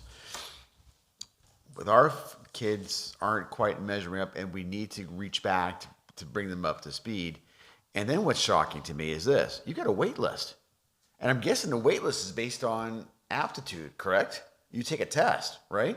So you're taking the best. It used to be like that. And you don't take a test. There's We no don't- test. Kids What? don't take a test before, like now it's lottery, so it doesn't Now, matter. now it's lottery. How long has it been lottery? This is our first year lottery. So you mean I could have gotten in this year? But Yeah, so even this that is the first aptitude year that it test, was lottery. it's been a while. Yeah. Well, the before that- shocking But the thing was- assessment had nothing to do with grades or, well, not, I shouldn't say Okay, that. go There ahead. were points for grades, but they didn't take an assessment before coming to the school.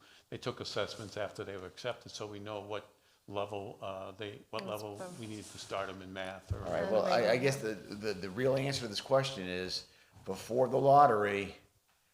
Did you have as much having to train up the students as after the lottery?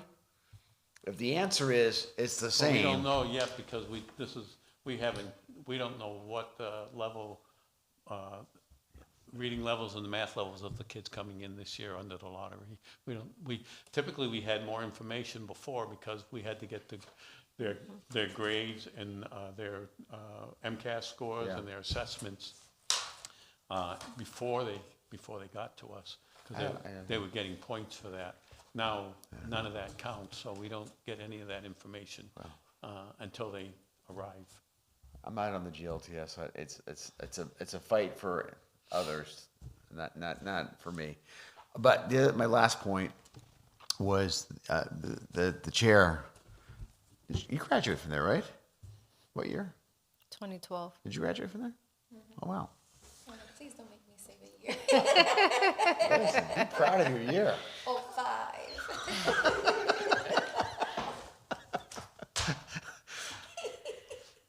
When I was in Methuen last week, one of the counselors said, "I know more millionaires who graduated from I Greater heard about Lawrence that. than anywhere else." Right? I heard about that.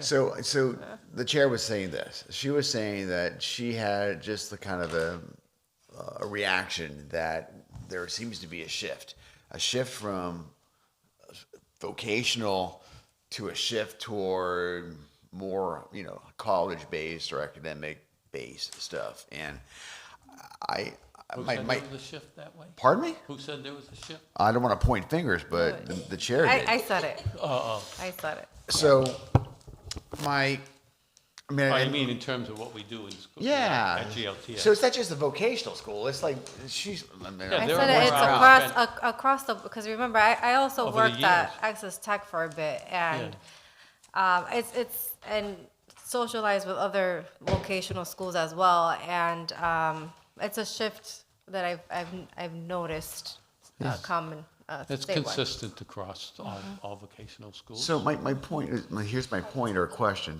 maybe it's both, is that maybe that's where the market is driving you to. Maybe that's what parents or students want. They want to be able to go to a place where they can delve in both, and they have this amazing opportunity to do a trade and or combo or do the academics. To me, and I realize what you're saying. I mean, if I had a young one right now that I would encourage them to go to vocational school, because talk about options. If you can, it's the best of both possible worlds at no cost. It just seems like a no-brainer. And then because of technology being what it is, I mean, I'm proud to have gone to the high school that I went, Austin Prep. I can tell you the year here.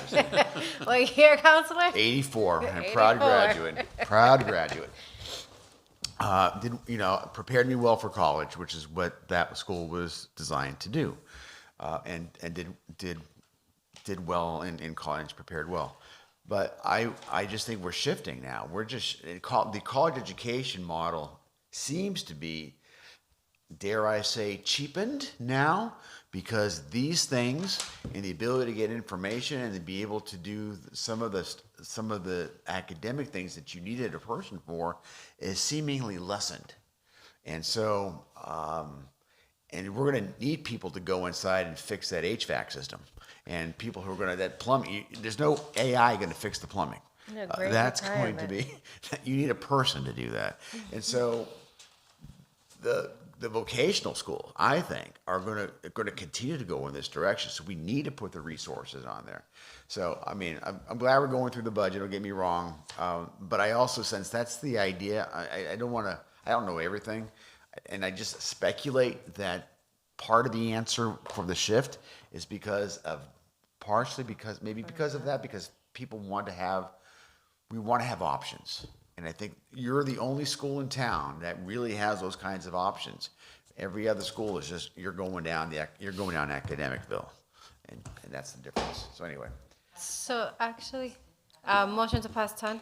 So move, second. Motion has been made by the vice chair, seconded by Councilor LaPlante. All those in favor say aye. Aye, the ayes have it. To your point, Councilor LaPlante, so I recall when I was at Access Tech, putting together a one-pager for the superintendent there that she was going to present to the associations of superintendents. And one of the data points that I designed, beautified for her, right? Because it was a whole spreadsheet, but it was interesting. It was the effects on comprehensive high schools adding Chapter 74 programming, and how that was affecting enrollment in that vocational school. And I know that some programming may be coming to Lawrence High as well. So how, we're talking about, it's great having the best of both worlds under one roof, but we are seeing comprehensive high schools adding more vocational education. How are you forecasting that for Greater Lawrence Tech? How is it impacting it now, either financially or planning wise? Talk to us a little bit about that. Yeah, so, well, it's not impacting us at all now. I mean, we had approximately 1,400 applicants for 500 seats. So there's really no impact to us in terms of whether Methuen has Chapter 74 programs, and Lawrence may be looking at some Chapter 74 programs. But that's what I believe, that most comprehensive schools that offer Chapter 74 programs, their approach, the way they address curriculum, the time they give Chapter 74 doesn't compare to the depth that we give at a standard vocational schools. Not to say they're not offering good things, they are. And also offering opportunities for kids they wouldn't have.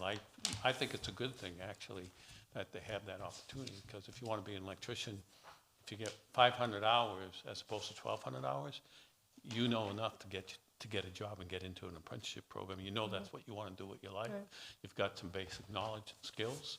So you may not get as much as you would if you went to Greater Lawrence, but you're still getting an opportunity to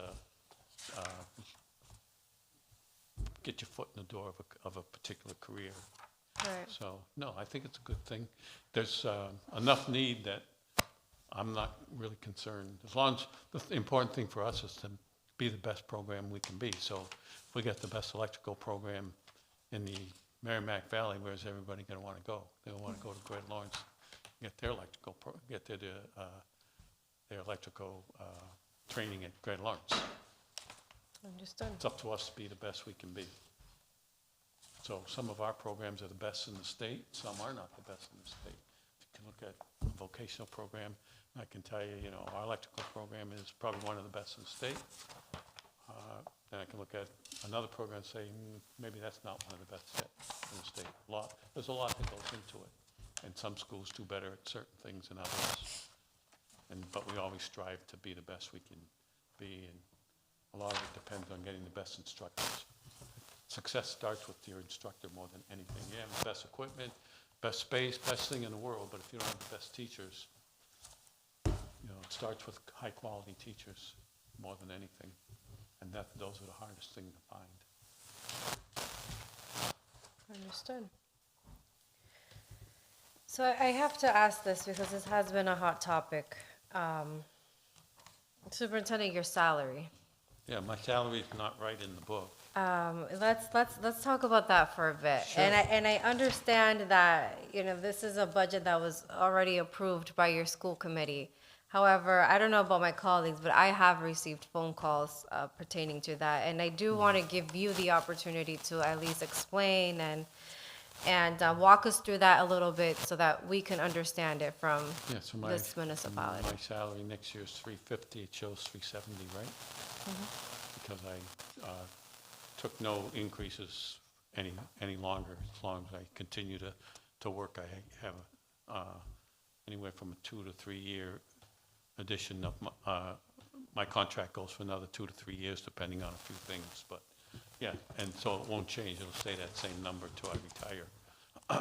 And it started with, so my contract started, has grown since I started 16 years ago. When I started, I was one of the lowest paid superintendents in the state.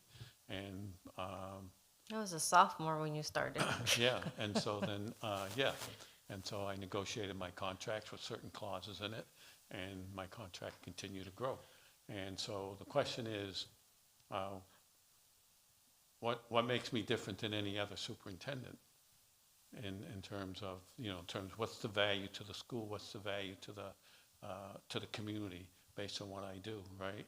I can, if when you have a lot of time, I can go from A to Z and tell you exactly what I've done from the day I started to where the school is today, starting with there's 800 more kids in the school today than when I started, that there's 8 more programs in the school than when I started, that we bring in over $2 million a year in workforce development. We brought in 0 when I started. There are a litany of things I can list of what makes me worth the money that I get, and the money that I bring in, and the changes that I've contributed to the school and the opportunities I provided. That's what makes the difference. But I can give you I can send you a whole long list of things that I've accomplished over the last 16 years. And then I can give you a list of another superintendent in another vocational school and tell you what all they've accomplished. I mean, if my colleagues are interested, I lived it. So I saw the difference, so I know what you. When I started Greater Lawrence Tech, Greater Lawrence was the 3rd lowest performing high school in Massachusetts. Now we're in around the 35th percentile, depending on any particular year. So, I mean, those are the things that make a difference. We were also when MCAS was still very prominent. I recall, I forget the year, but GLTS did reach level 1 MCAS. Remember that? GLTS was the first to bring the After Dark program in the Commonwealth. Right. Very proud of it. I was a school committee member at that time, still proud of that. And it's growing, and now it's implemented across the state. So I get it, but CTI. It's still, we're here, right, we're here to discuss the numbers, and that is a concern that at least I have received, and I don't know if my colleagues have, but my colleague has received. So we have to ensure to ask these questions, and actually, before we, anybody else has a comment on that or a question? That's why it has to be on page 34. Oh, okay. All right, so would you like to add anything, Councilor Marmol? Correct me if I'm wrong, that's stated within the numbers on page 34, your salary? Is off by. Would it be Because under administration? That was before I did not take a raise. I told the school committee that I would no longer take any more increases after I reached 350. I think it was 350. I'm so sorry, Superintendent, if you don't mind speaking a little bit closer to the mic. Oh, so I told the committee. Thank you. Sorry. Oh, my God. So I told the struggling. committee I would no longer take any more increases in my salaries until I retire. In this new contract? In my this new one? contract from now moving We're forward. looking at the vice So chair. next year, I'll make the So- same salary I made this year, and the following year, the same salary. So I won't So take, before getting this new contract, what was your salary? Again, I know you said it, but 350. I just finished, I'm still in, I had a 5-year contract, or 6-year contract, so, which so you're is, currently at 350? yes. 350, and this contract brings you to, 350. I'm not going any higher. I'm not taking any increases till I retire. So my contract can go up to 3 more years, starting September. And I'm not going to get an increase any one of those 3 years. so no, I understand that part. Okay. Within that new contract, it's 350 and no increases. Right. Prior to the new contract, what Yeah. is your salary? What is, it's 350? No, I Oh. started, each year I've gotten COLA, and I had a clause in my contract that I could sell back a week's vacation, went on my base salary, so that drove my contract up. What's the salary? My salary now, Uh-huh. 350. Councilor Each year has LaPlante. gone up about 10, it could have gone up 7%, 8%, each year is different. There's The no way, last time like, you had an increase, before the 350, what were you? 320? No, it was probably about 25,000 less. Oh, there you go. okay.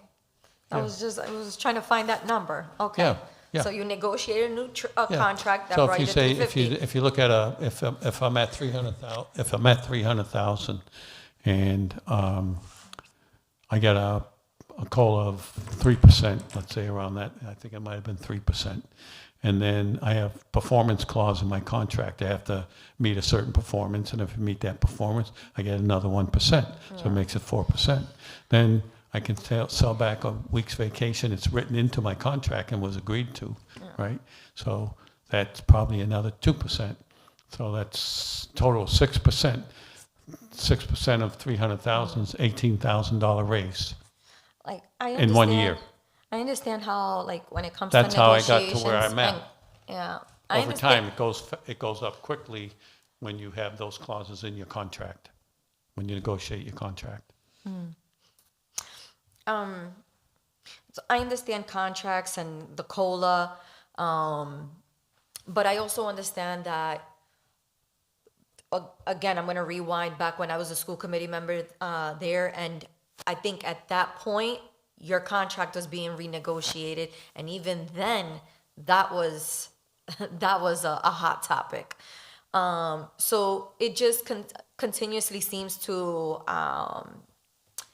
be inflated just dramatically over the years. And when you're, not to take away your accomplishments at all, but when you are comparing it to the average salary of our surrounding communities and what those superintendents, what those salaries are, and also comparing it to vocational schools, your salary's like skyrocketed compared to like everybody else. So again, I'm not trying to take away from your accomplishments, but I'm looking at it that it's coming with a cost, and it's a heavy one at that. I'm curious to see, and I'm not sure if this information you're able to provide to us. The contract, your contract, was that a unanimous vote from the school committee? Unanimous. I don't so- remember the original. I mean, it goes back 10 The years. vice- the It goes vice back 10 years. chair is nodding his so head, yes. You can't compare what I do to what any of the other superintendents do. It's a whole different job. Vocational And schools? what they accomplish versus what I'm involved in a lot of things that they're not even involved in. And the same thing with other vocational schools. Let's take Shawsheen Tech. They get great scores. They do really well, right? Walk in that school, right? I worked there for 5 years, right? The school looks today like it did 20 years ago. No changes, no new programs, no more students. They just, right? Look at Greater Lawrence, since I've taken over Greater Lawrence in the last 16 years, where it was 16 years ago, where it is today, right? That's what you get paid for. That's what and look at my performance, right? My first 10 years, my performance was 99.5 out of 100. The last couple of years, it hasn't been as good, but. What do you mean by that, 99? So What let's what say is this 100%, measuring? if my performance, every year I get evaluated. And my evaluations were as high as they could go, year after year after year, because of my performance and what I brought to the table and what I've accomplished over that time. And 8 years ago, MASS, I was selected Superintendent of the Year in about 8 years ago, MASS. So I mean, across other superintendents, I've had success compared to other superintendents. So the superintendent in Lexington probably makes the most, is somewhere around where my salary is. She has she's superintendent of Lexington, right? A high performance district, affluent district. She does well because she's in an affluent community. For starters, what I say is I'm a little disappointed to hear that it was unanimous. Again, I don't want to take away from your accomplishments, and I know each one of my colleagues, their measurement of, how do I word this? To measure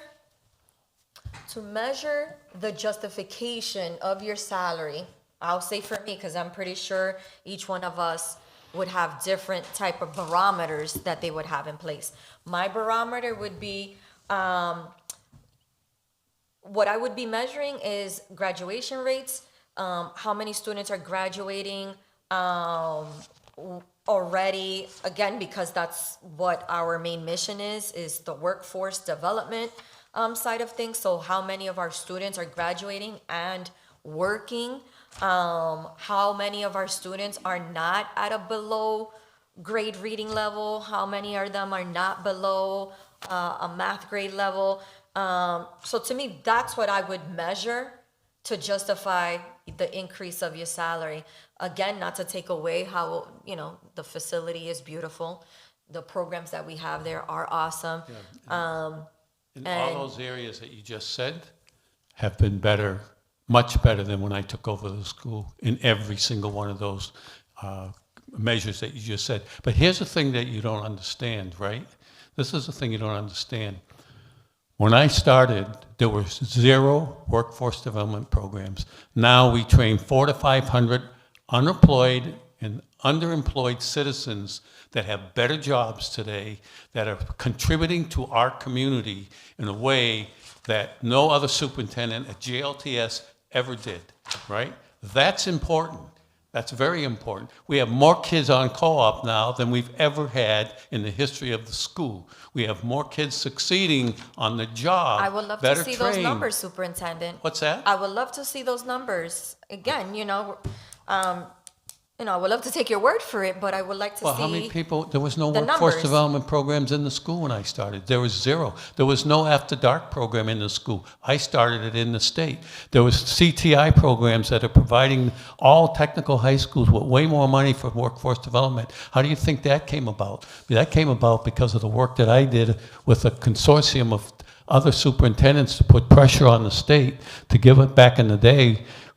when we were working closely with Department of Labor to get funding to come directly to the school instead of coming to the workforce board, and instead of going to the community college, well, then we were getting the money. Now it comes directly to us. We can offer more training. I started that initiative back almost 8 years ago. Those are all things that I did. I believe you.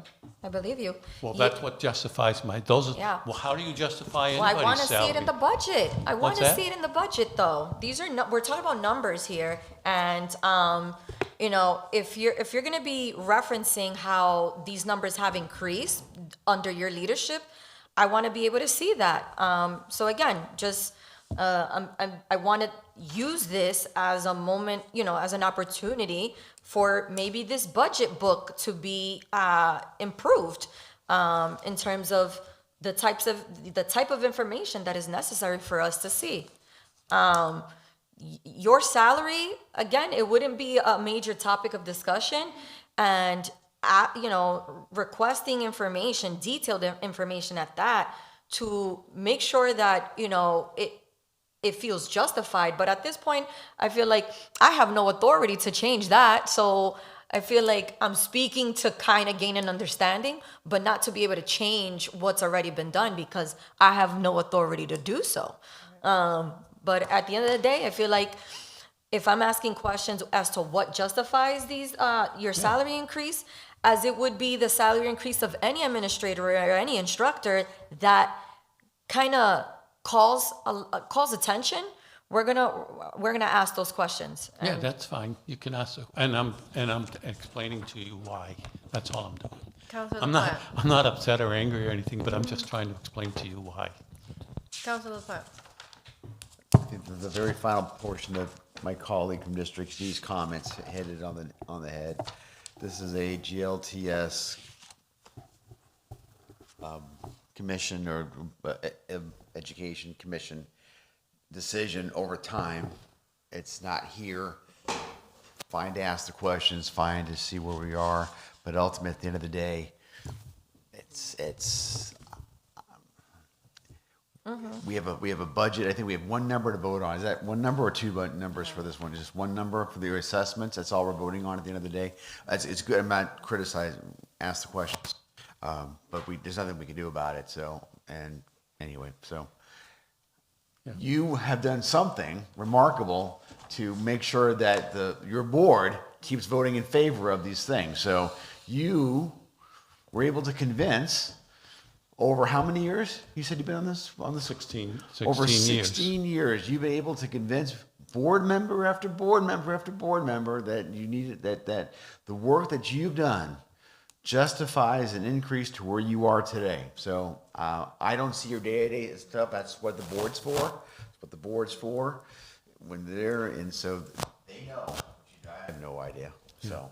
But my salary doesn't change. We're not assessing you for more money because of my salary. Oh, The no, state- we're not, no, we're not The saying state that. determines your assessments, and then we have to build our budget within what we know our fund, or what our revenue is. And so my salary is just one piece of that. And then making sure we're meeting our priorities, which is teaching and learning. What happens in the classroom is our priority, and having enough teachers, having enough resources, having enough equipment, staying up to date with everything. All of that has happened regardless of what my salary is. And I would tend to say that happened because of my work. And a lot of other people. I'm not here to say it's all me. Definitely not all me. We have a great team, great administrators, great teachers. It happens because we have a great school of great people doing all good things. But it just so happens I'm fortunate enough to be the superintendent of a lot of people doing good things. My colleagues, is there anything else in this budget that has gotten your attention that we should have a further discussion on? I'm eager to engage in that. I'm set. have one more So I'm eager to question. find out what that is. Go ahead. And I understand that, I know that we can't change the budget, but I am still gonna ask this question. Where's 3 pages here of notes?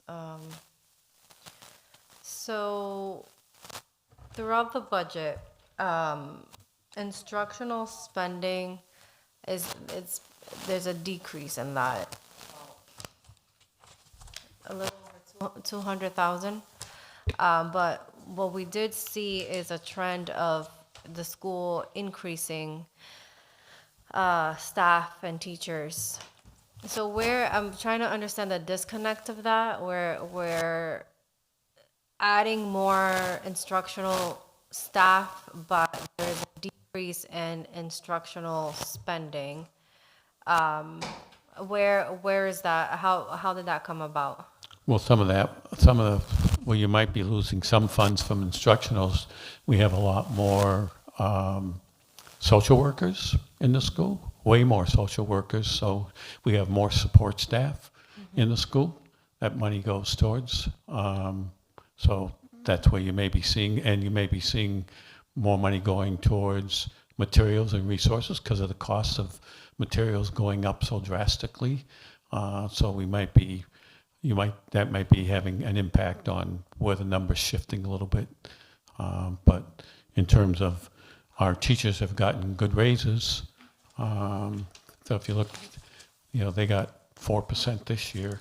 They're getting 3.5% next year and 3.5% the next year after that. So it's not because they're not being compensated well, probably better than most schools. I have a question for the school committee member, if he's willing to take a Councilor question. LaPlante, Mr. Mejia, the vice chair. please come up to the podium. First of all, I appreciate your advocacy and your support for your school that you represent.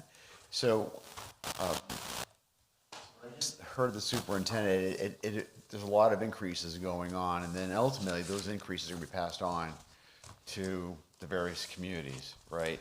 So, how do you, as a board, hold the line to try to to find some balance?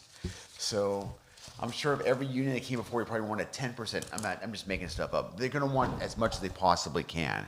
And your job is to say, well, listen, I want to give you something, but we also have to be careful.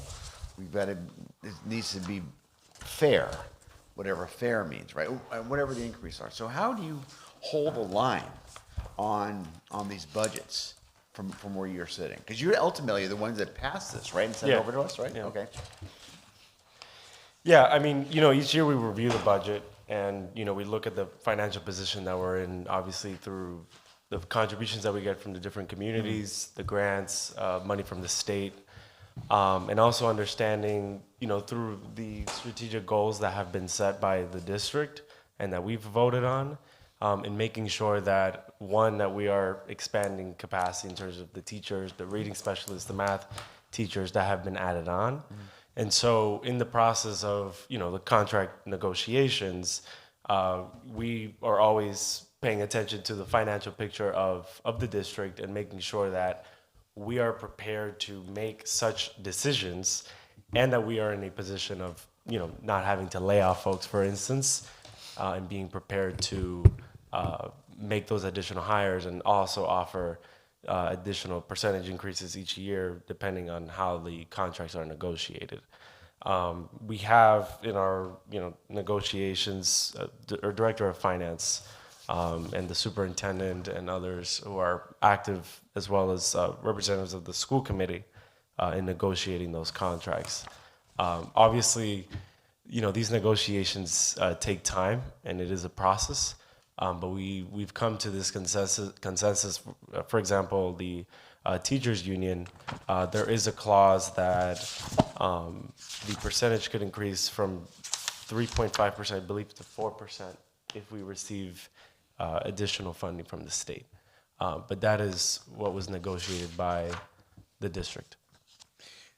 But I won't speak on behalf of the school committee on how we voted. I'll speak for myself and being part of a negotiation with the union, if that's helpful. Yeah, and I guess from where I sit to where you sit, ultimately, we're going to get a number from you next year as well. When I say you, I mean your board. We're going to get a number for you next year as well. And there's little we're going to be able to do. We're either going we're not gonna, Yeah. it's unlikely. I've never seen this board do anything to the GLTS budget. We just pass it as it is. But it's important that you do that. And the questions that my colleagues ask regarding, and again, no one is demeaning the good work that your superintendent has done over the course of 16 years. But it's important that people in your position really look at the salary structure when giving a contract, and then that's done. And he's on contract. He's got 3 or 4 years at that wage. You've already explained it, so I get it. It's $350, nothing else. I get it. But the point here is that to be partners in this, and to the people who are paying this are actually the taxpayers in our city who are paying this, and we're paying a decent amount. And so I just want to, I guess, I've never asked as of a school committee member before in your position, so this is odd for me to do this, but I ask that you be mindful and really toe the line when it comes to expenditures in your committee. Yeah, I mean, just to clarify a few points on the contract. The superintendent's been with the district for 16 years, right? There have been several committees that have passed through, including former members have served on the committee, and have renegotiated his contract over time. When I started on the committee, this vote that we took a couple of months ago was the first one we've ever had to take when it comes to his contract. At least that's my recollection. And this was in part because the superintendent was sort of undecided on leaving, and so on 2 occasions. And so part of that process, he wanted to withdraw his resignation to retire. And in part of that negotiation was that we do not want more salary increases. And so that was from the time that I've been there.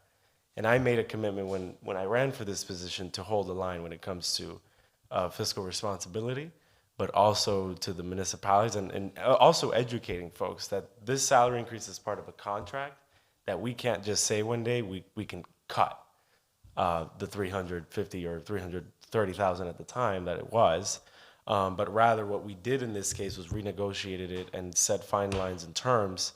I won't go into specifics, but he is with us for the next 2 years and up to 3 years if the committee votes for that, and he is not receiving salary increases. And in my part, that is being fiscally responsible. What is not responsible in my part, at least as one vote, is to attempt to cut his contract and fall into unfair labor practices. So I'll leave it to that. But overall, I think the school's doing great work, and the superintendent has laid it out. I'm surprised he shied away from his bragging rights in showcasing some of the work that the kids have done, but also, the superintendent and his administrative team, we give him kudos for that. Thank you. And my last point, and I promise this will be it, I think, for me, which is I asked the superintendent Carrero, and I will ask you this as well. I'm presuming there's several individuals from your school who you recently graduated, who are going to be entering or are entering the United States military, and I would love to be able to honor them. Honor is too strong a word. Thank them. It's probably a better word, and welcome them back when they're finished their training as they go forward to be deployed. And so, if it's possible, like I asked Mr. Carrero, I'd like to get those names and contact numbers so we can make an arrangement to recognize them here. Thank you. Every year, when they graduate, we bring them up on stage and give them a flag and announce what branch they're going to as part of our. I think that's fantastic. Every year. But I can get you the names. Sure. Thank you. Yeah. One thing I want to say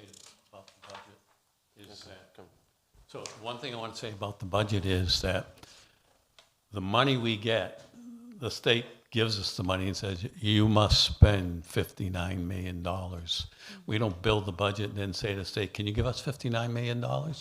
That's the number the state says we're responsible to spend based on a lot of factors, all the factors I was telling you with regards to each one of our students. So we have a responsibility. So we got to build a budget that focuses on meeting the needs of every student in our school. And so we know that we're going to get $59 million. We have certain costs that aren't going to change, costs that are going constantly up, just like health insurance went up 8%. We have to figure out how we're going to incorporate that into our budget.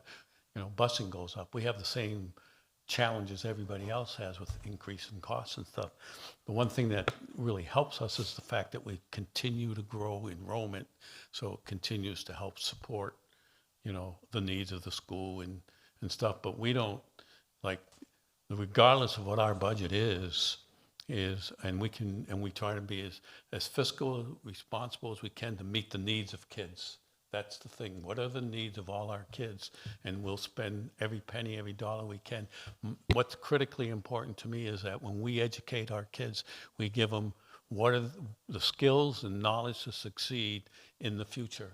And that's expensive, and it's hard to make sure. First of all, is like I said before, getting the best instructor you can find to do that. That's the biggest challenge of all. And then giving them the resources they need to do that, and that's what the budget's for. But we don't, no matter what happens, the state says, you, Lawrence, have to give us this much, and the state's going to give us this much, and then we got to build a budget around that. We never come to you and say, we need an extra 10%. Whatever the budget is, we'll stay in the confines of what the state says it is.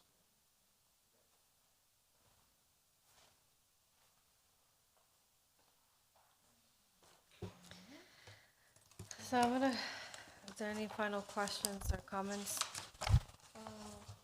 One final. Councilor Marmo. Superintendent, are there any programs that are being cut? No. Okay. We're adding we just filed this week to start a new public safety program, which will start September of '27. And it's going in one of the new buildings. We're almost done building on site, and it's a 40 by 90 foot 2-story barn. That's where that new program's going. Okay. I'm asking because I see program web development and it's only like seniors, there's 5. So I'm wondering is this still an ongoing active program or Web development has been incorporated into IT. Oh, okay. We originally at one point were going to separate it as a separate program, but we didn't have enough students interested, so we maintained web design as a pathway in IT. Okay. And then the second part of that question is, I was looking at, please bear with me, 40, it starts in 44. I'm looking at the operating budget by department. When I noticed certain cuts, like for example, the medical assisting, and then I think there was horticulture, but then when I look at your open, the positions that are currently open and what's not been filled, I don't see it as an opening. So are we just cutting those positions, cutting that position? Well, sometimes if the numbers, like sometimes you'll have a program that only 10 kids want it. So you go 2 years where only 10 students take that program, you're going to not need 4 instructors, so we'll go down to 3 instructors. But then another program, those kids are going to end up in for instance, we had 1 year, we doubled the size of our electrical program from 25 students to 40 students in the freshman class. So we had to add an electrical instructor. So the numbers will fluctuate back and forth. And sometimes also how much a particular shop gets for equipment and material depend on what the needs are. 1 year they may be buying a lot of equipment, so we have $80,000 in the budget. The next year they may have $20,000 in the budget, depending on what their needs are in any particular year. Okay.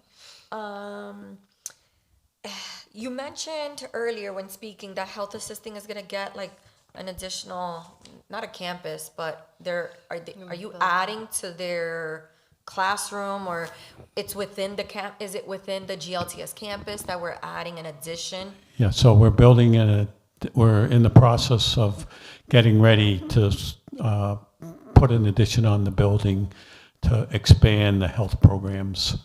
The addition is specifically to expand health programs and pathways within the health program, but we're also working with Northern Essex to expand right now to build, some of our programs are going to move out into Northern Essex in Lawrence, over on Ames Street. They have a building there.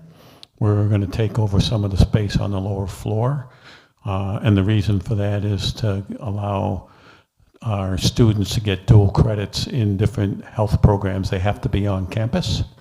And so by being on campus, they can get dual credits for the actual technical part of their coursework, not just the academic coursework. So we are looking to move some of our medical programs over to Northern Essex there, which will give us a little more space in our school.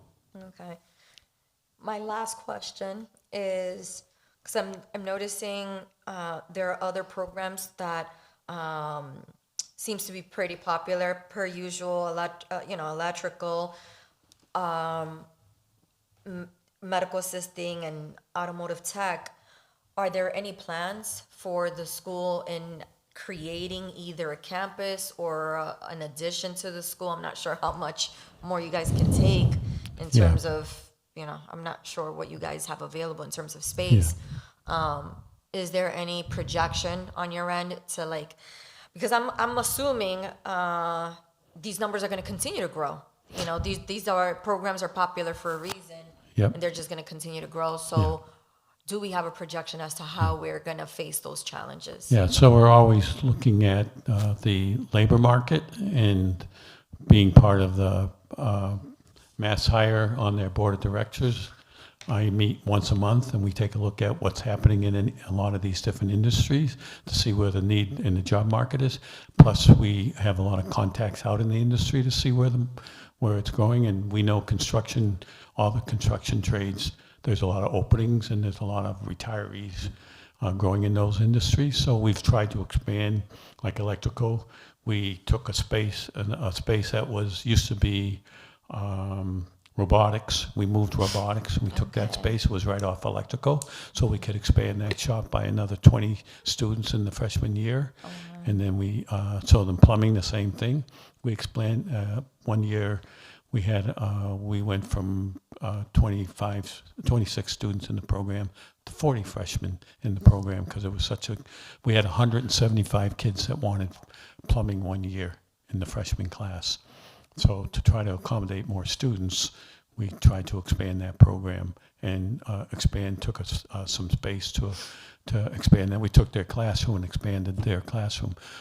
I'll give you an example. In automotive, there was a big growth in there of demand. So we took their related room, took the wall down between the shop and related room, and added 2 more bays in their related room, and then moved their related room to the other side of the hall so we could take in more kids. Yeah, we're pretty in a position now that's hard to grow, but like auto body, we're putting an actual addition on auto body because it's too crowded in there. So we're putting an actual addition on. So whenever we can find grant money, we either through capital improvement or through the state's skills capital money that comes out every year. We apply for that, and typically we're fortunate to get funds that allow us to expand our programs. That's why our numbers have gone up as well. We're almost at 2,000 because we continue to grow and make sure that we provide those opportunities. Okay. I know it's not part of this budget book, but I'll leave with this. I think it's also important to focus on how many of the students that are choosing a program as their top choice, that we are reaching a high percentage rate to satisfy and meet those needs. Because I know if I'm a student that I am passionate about plumbing and I'm stuck in automotive, I don't know. I feel like so I don't know what the current numbers are. Well, this is what I always, when I talk to the guidance counselors who work with them. So if I want plumbing, what's the next best program that I might have some plumbing in it? HVAC. So you say, okay, make HVAC your second choice. So if you don't get plumbing, you get an HVAC where you do a lot of plumbing. Electrical, 80% of HVAC is electrical. So if you pick electrical first, pick HVAC second, and then on the line. So pick the career. So here's the other thing. If in the end, you don't get into one of those particular programs, you're still going to develop hands-on skills in any one of your careers that you pick if it's a mechanical type career. And then when you graduate, you can take one of our apprentice classes and continue their education in one of our apprentice classes. So never quit on your dream, never quit on I want to be a plumber. But because if you do take another career that develops similar skills and similar knowledge, you'll be well positioned to then enter an apprenticeship and move through that apprenticeship quickly. And we run our own apprenticeship programs now. We started 3 years ago. That's a new thing we never used to do, but we do that to make it easier for our kids to continue in their careers. And we found that a much higher percentage of students are now getting their license because we did that. I'm going to close out the GLTS portion with saying, my colleague from District F made a comment earlier about whether or not we would ever see this board take any opposite action than what historically we've taken. And I'm only going to speak for myself, but I'm going to publicly state this. Most likely than not, you won't see me take the opposite action. I recall being an 8th grader being told that if I was to go to Greater Lawrence Tech, I wouldn't be successful. And look at where I am today. Yeah. So I know, yes, every school department has its challenges, and yes, although the school committee has their responsibilities, I have constituents that have asked me specific questions. That is my obligation to ensure that I ask them publicly to get an answer for them. But as long as things are reasonable and the school continues to be successful, I know firsthand the value that GLTS brings, and I stand firm on that. Thank you. I appreciate that. You're welcome. Thank you, Superintendent Lavoy. Thank You're you, welcome. School Committee Vice Chair. Thank you, Director. Thank you. Thank you for your patience, and we're done. Yeah, next Monday. Next month, the 15th, yes. I'll send another calendar invite. Okay, thanks. No, not next Monday. Monday, the 15th is the Full committee, the right? full committee, yep. Yeah. Yep, the special meeting. All right, counselors, can I have a motion to go into recess? Motion to recess. A motion has been made, properly seconded. All those in favor say aye. Aye, the ayes have it. Thank you so much.